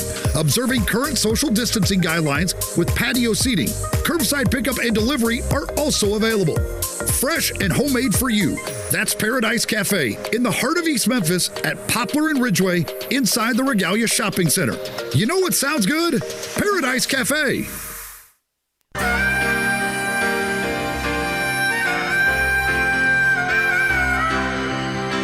Now, back to Sports 56 Middays delivered by FedEx. Visit FedEx.com/e-commerce to see how FedEx can help you start, grow, and efficiently manage your business. This hour is also brought to you by East Memphis Ace Hardware at Quince and White Station. Here once again are Greg Gaston and Eli Savoy. This is how we do it. This is how we do it. Nice. Montel Jordan. This is how we do it. Today, our topic for 5 favorite songs is the word this. Almost put that on my list. I considered it. Almost. It's probably Gabe's number one. It didn't make it. Did not quite make it. It did not make mine. It was considered. It's actually a pretty good little tune. And again, the topic is this. The word this needs to be in the title of your songs. 5 favorite songs. You can text in your lists if you have not done so already to the First Bank text line or on the First Bank text line at 67129.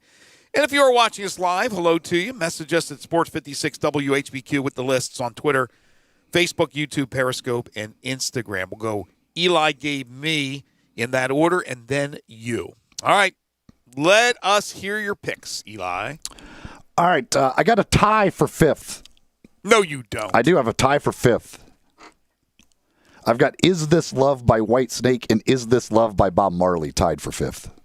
I didn't know which one of the 2 songs with the same name to go with, so they're a tie. Number 4, Much Too Young to Feel This Damn Old by Garth Brooks. Number 3, a former number 1 for me, so I didn't want to put it number 1 again. Sweet Dreams Are Made of This by the Eurythmics. Number 2, also a former number 1 that would have been number 1 on this list if I wanted to use it again, but I'd like to spread it around. Walk This Way by Run DMC with Aerosmith. Mm-hmm. And my number 1. Knee deep in the hoopla, sinking in your fight. Too many runaways, eating up the night. Marconi plays the mama, listen to the radio. Don't you remember, we built this city. We built this city on rock and roll. We built this city. Starship. Love me some Starship. Saw Mickey Thomas and whoever else was in the band at that time at the Italian Fest. Do you remember when they were there, Eli? Yep. And they were really, really good. Mickey Thomas with the great voice. Of course, started out as Jefferson Airplane in the 60s and all that. But, yeah, that's a song that I think either people love it or hate it, that song. The video was pretty weird. Remember the video on MTV? Yes, yep. But a good tune. Good tune. Didn't even think about that song. Wow. No. I mean, there's probably a lot of this songs that I just didn't even have yesterday. Couldn't get information on, didn't come to my head. But I think it's a good, strong list. Although the tie, I'm not so sure. Gabe Kuhn, your list. All right. Come with a tie at 5th, please. I'm disappointed in your tie at 5th. Bob Marley is the only Is This Love that should be on the list. You cannot disregard Whitesnake. I will disregard Whitesnake. No. Because Bob Marley's Is This Love is the only Is This Love that should be on the list. That is a false statement. Do not disregard Whitesnake. You've had the snake on before, Eli, because I remember bringing up Tony Catan's name. Oh, yes, absolutely. But either way, I can't accept one of my favorite songs. I can't accept any other Is This Love besides Bob Marley's. Now 5, This Is How We Do by the Big Timers. 4, This Is How We Roll, Florida Georgia Line. 3, I did Walk This Way, Aerosmith and Run DMC. 2, we came back from the break, with it, Montel Jordan, and This Is How We Do It. Oh, number 2 on your list. I like it. And then at this point, I think you can guess what my number 1 is. I wanna love you every day and every night. We'll be together with the roof right over our heads. We'll share the shelter of my single bed. We'll share the same room, yeah. Put your The correct Is This Love by Bob Marley, my number one. See, I knew you would probably give the Bob Marley version, the Bob Marley song Is This Love, some love there. I didn't want White Snake to go without, so I put him as a tie. I think in a previous life, if you believe in reincarnation, Gabe Kuhn was once Rastafarian. He loves this reggae music. That is a great song. It's good. It's a great song. You feel good about it, but he's had so many of those songs from Marley or Jimmy Cliff. Yeah, I'm a fan. You are a big fan, and that's fantastic. He just wants to poo-poo all over White Snake. That's just BS. All right, so I am going to give an honorable mention today. And I'm also going to give a shout-out. This is our first shout-out. Because we did lose, as we talked about earlier in the show, not only Johnny Nash, and somebody texted him, we did bring that up early in the show. I can see clearly now the great Johnny Nash at the age of 80, I believe. But Eddie Van Halen, of course, died yesterday at the age of 65. And so there is at least one Van Halen song that came to mind with the word this, and it is Why Can't This Be Love? So I wanted to give a little shout-out to Van Halen. It's not good enough to make my list, but it's a shout-out to I almost put it on Van my Halen. list, and I wish I would have now, but I did not. My true honorable mention, and I don't always give the honorable mention, but I had to the beautiful Faith Hill for This Kiss. Love Faith Hill. Love that song, but not good enough. All right, I'm ready to be panned for this one, ladies and gentlemen. Oh, boy, here we go. Mark Lindsay. Give me Mark Lindsay. It's not Mark Lindsay. Harry Styles. It is not Harry Styles. No.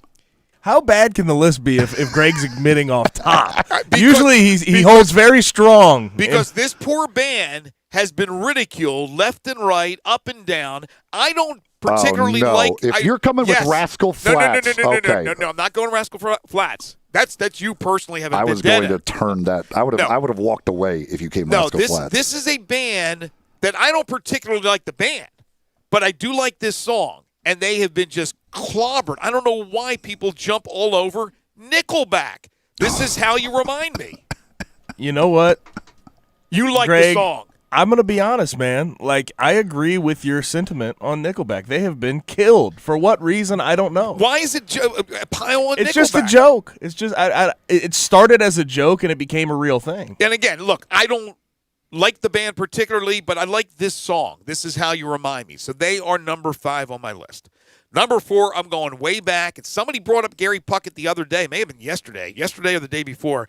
This girl is a woman now. Gary Puckett in the Union Gap, number 4. Number 3, surprised it was not on Eli's list, maybe even Gabe's. This Is It by Kenny Loggins.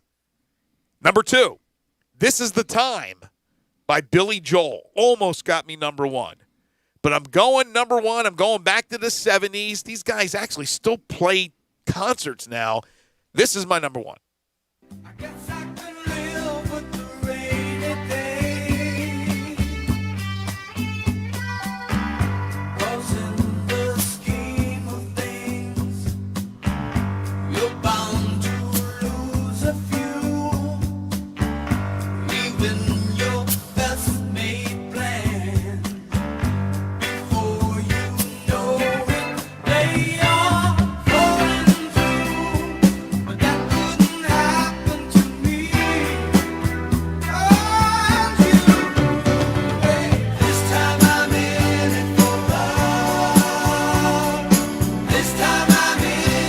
It is Player.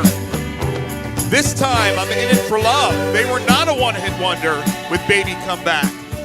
This was a hit for them as well. This time I'm in it for love. Listen to this part.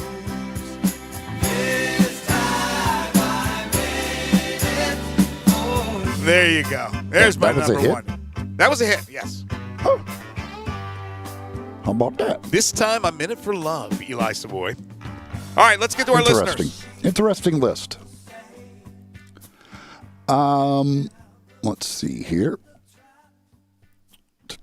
This is Zed here. Honorable mention to Why Can't This Be Love by Van Halen.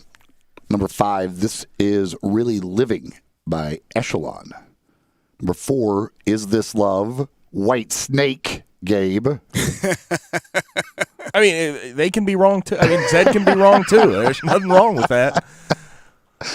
Number 3, Next Time, This Time by Jim Croce.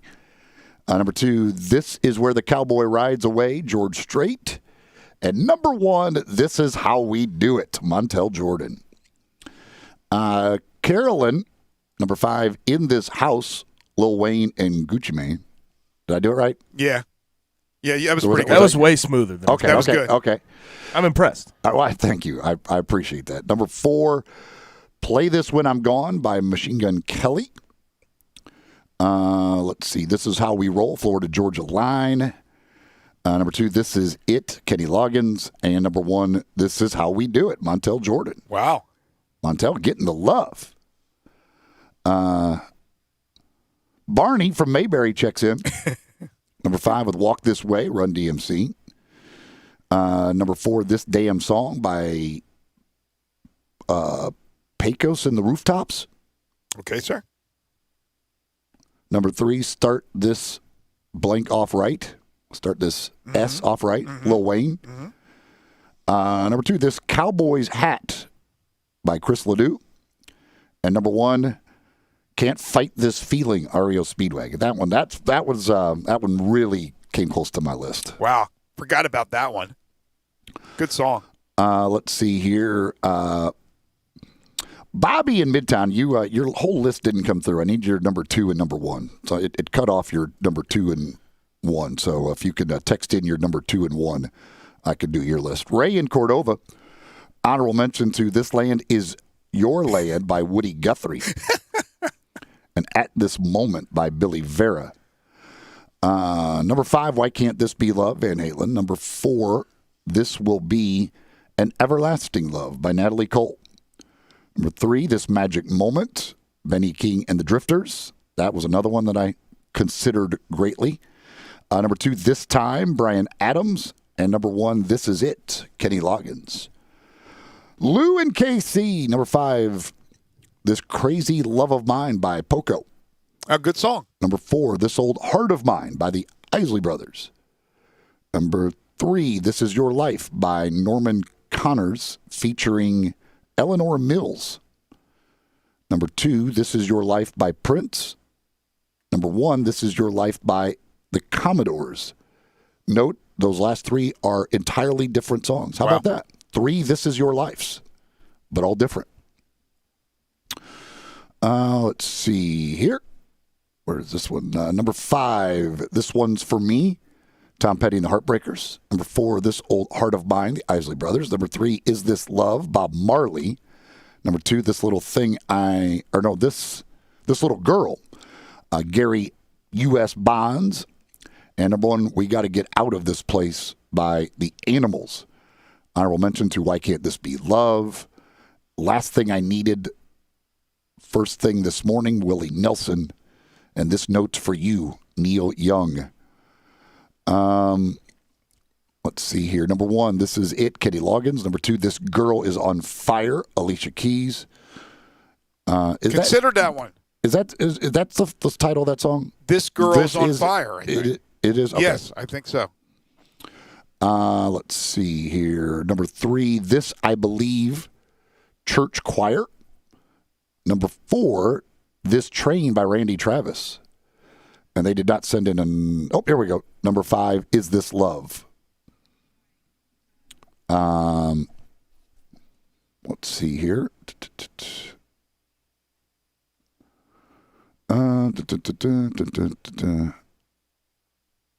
Somebody says Greg was right to apologize ahead of time. By the way, that Is This Love. They did not specify which one. Yeah, I was wondering. So I'm going to assume it's White Snake. Let's see here.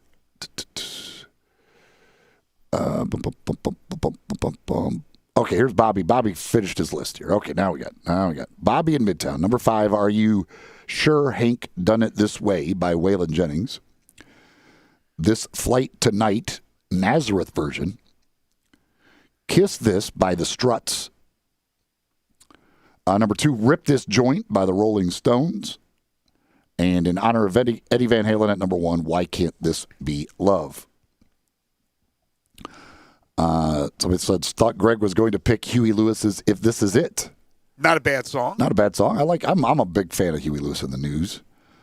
Somebody else says, anybody have If This Is It by Huey Lewis and the News? Great song. Raider Corey, number 5, This Is How We Do It. Number 4, Run This Way. Jay-Z, Rihanna, and Kanye. Or Run This Town, excuse me, not Run This Way, Run This Town. You walk this way, you run the town. Number 3, If This Is It, Huey Lewis and the News. Number 2, Is This Love, Bob Marley. And number 1, Walk This Way, Run DMC. Honorable mention to Is This Love, White Snake. There you go.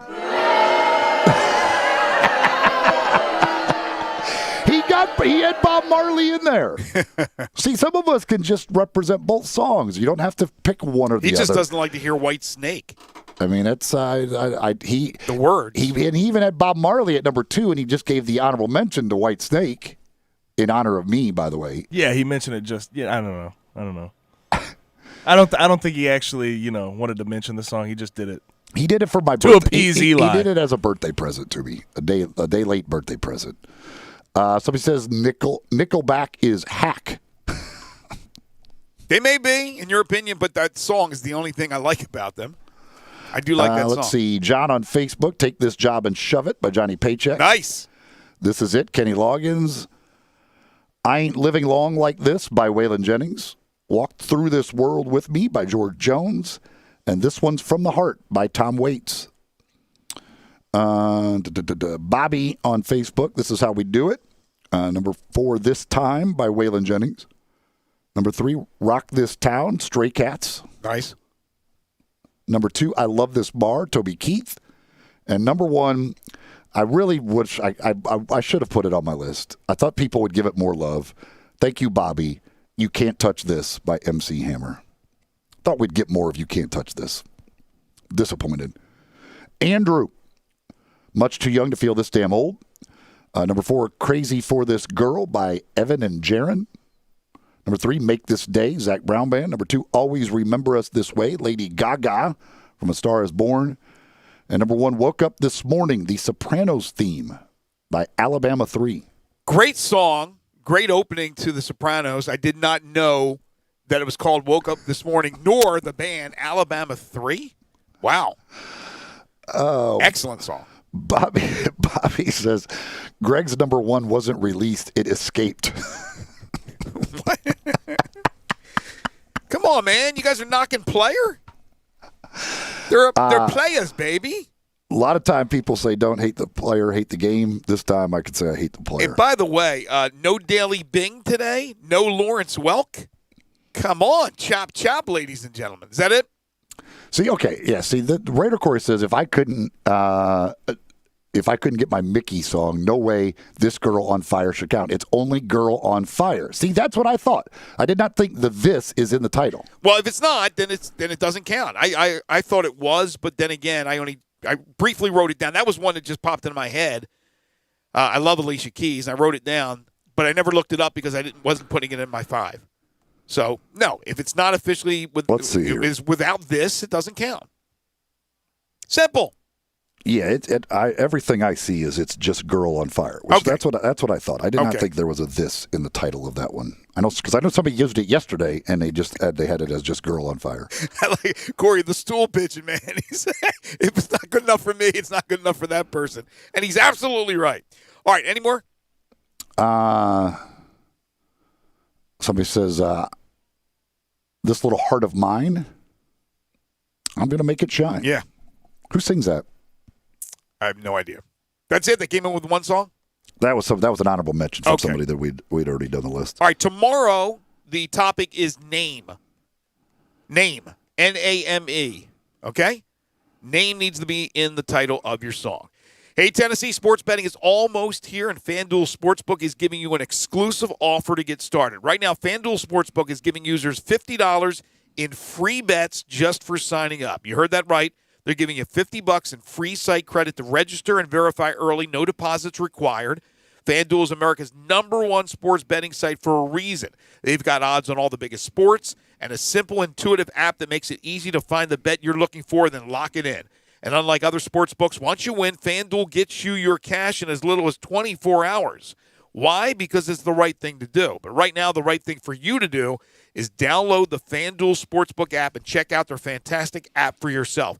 Just be sure to sign up and register using the promo code GASMAN so they know we sent you. When you verify your account, you'll receive $50 in site credit when FanDuel Sportsbook is live. That's promo code GASMAN to get $50 in site credit when FanDuel Sportsbook is live. Must be 21 or older, present in Tennessee. Site credit is non-withdrawable and expires 7 days after receipt. Terms do apply. See sportsbookfanduel.com for details. When we come back, we'll put a wrap on this Wednesday edition of Middays right here on Real Sports Talk, Sports 56, 96.1, and 87.7. Start your day the right way with Peter Edmiston and Anthony Sane on Sports 56 Mornings. Weekdays from 7 to 10 on Sports 56, 98.5 FM and 96.1 FM. I want to do some bragging rights. Hey, I was just the other day overhearing a conversation with Big Mike, the manager of DeSoto Auto Sales. They've got people buying cars all over the country. North Carolina, South Carolina, Georgia, Alabama, Arkansas, Texas. People from all over the country buy cars at DeSoto Auto Sales in Olive Branch, Mississippi. Why? DeSoto Auto Sales has the most stringent car inspection in America.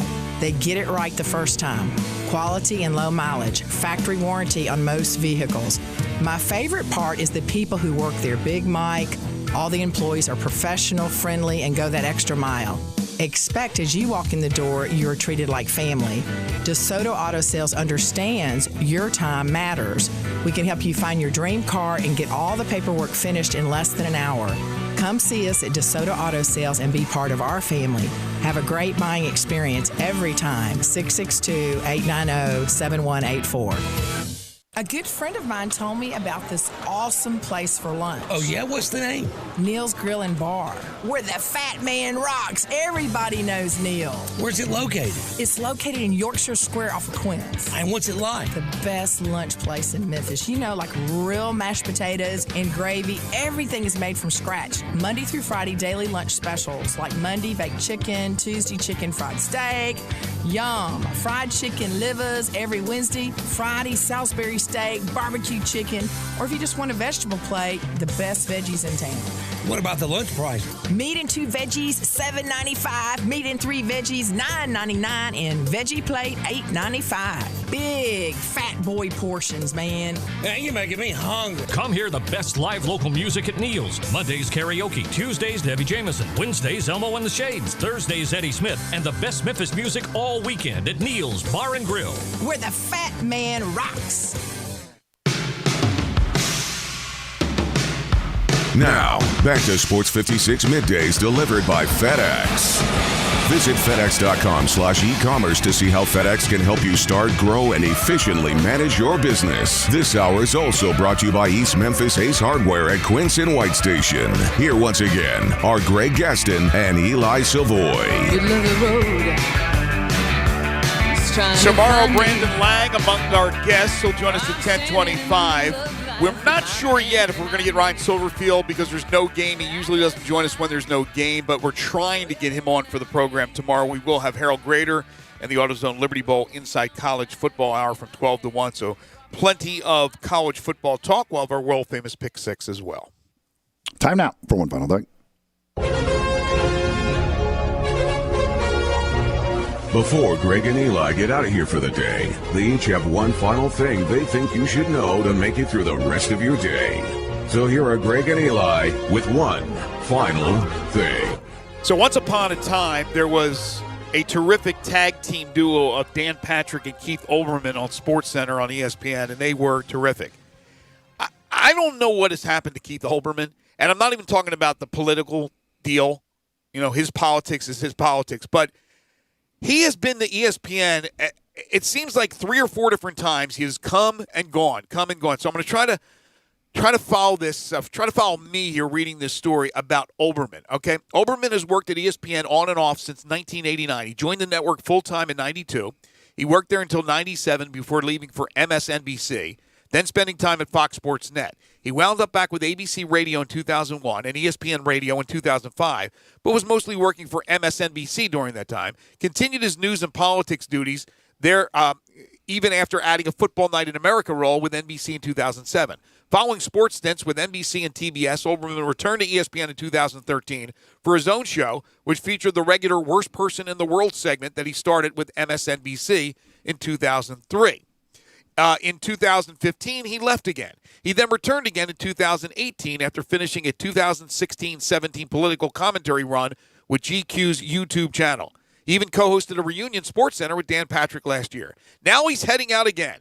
As he relayed on Twitter Thursday, he is leaving ESPN for, 3 or 4 times. I remember his days with Dan Patrick, and they were great. As an individual, not so much. Not a big fan of Olbermann, and I cannot believe how many gigs he gets. He leaves, they open up their arms again and say, welcome back, Keith, but he is gone once again from ESPN.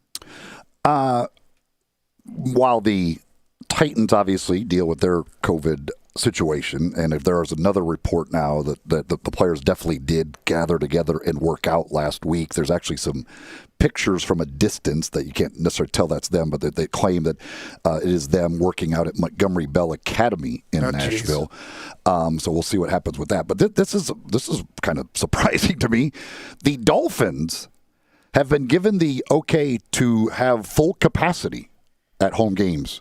Now, they are not going to do that. They are going to stay at 13,000, but the government, the governor has given them the okay that they could have 65,000 people at a game if they choose. Yeah, I saw that story, Eli, and I wasn't sold that it was real. Like, I didn't know if it was a fake account, but it is real, and I just don't get it.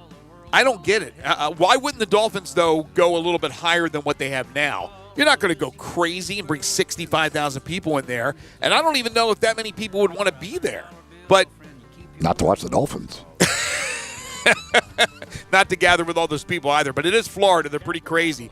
But, yeah, I was surprised to see that. I did not believe that at first. Yeah, it's the Dolphins, again, they're not going to do it. But that I'm stunned that they would even have the ability to do that. And, by the way, I forgot to mention, congratulations to the Seattle Storm for their WNBA title. Sue Bird. Greatest athlete ever from Seattle. I saw that tweet yesterday. Sue Bird is incredible. She's 40, and she helped lead that team to this title. They're second in 3 years in the WNBA. But somebody tweeted out that she's the greatest athlete that ever played in Seattle. And I started to laugh because there have been a few, from Ken Griffey Jr. to Spencer Haywood to Sean Kemp. She's a hell of an athlete. It's a hell of an accomplishment. But come on, don't make me laugh. Lamar Jackson not at Ravens practice, according to Pro Football Talk. Unclear why. Our thanks to Jerry Palm, Sigmund Bloom, and DeMichael Cole for joining us on the program today. We're back tomorrow starting at 10 o'clock. Stay tuned. Sports 56 Happy Hour with Johnny Radio is coming up next. For Eli Savoy and Gabe Kuhn, I'm Greg Gaston. Enjoy the rest of your hump day, everybody. Friend, you keep your pills, 'cause it's all over the pot. Mom, I think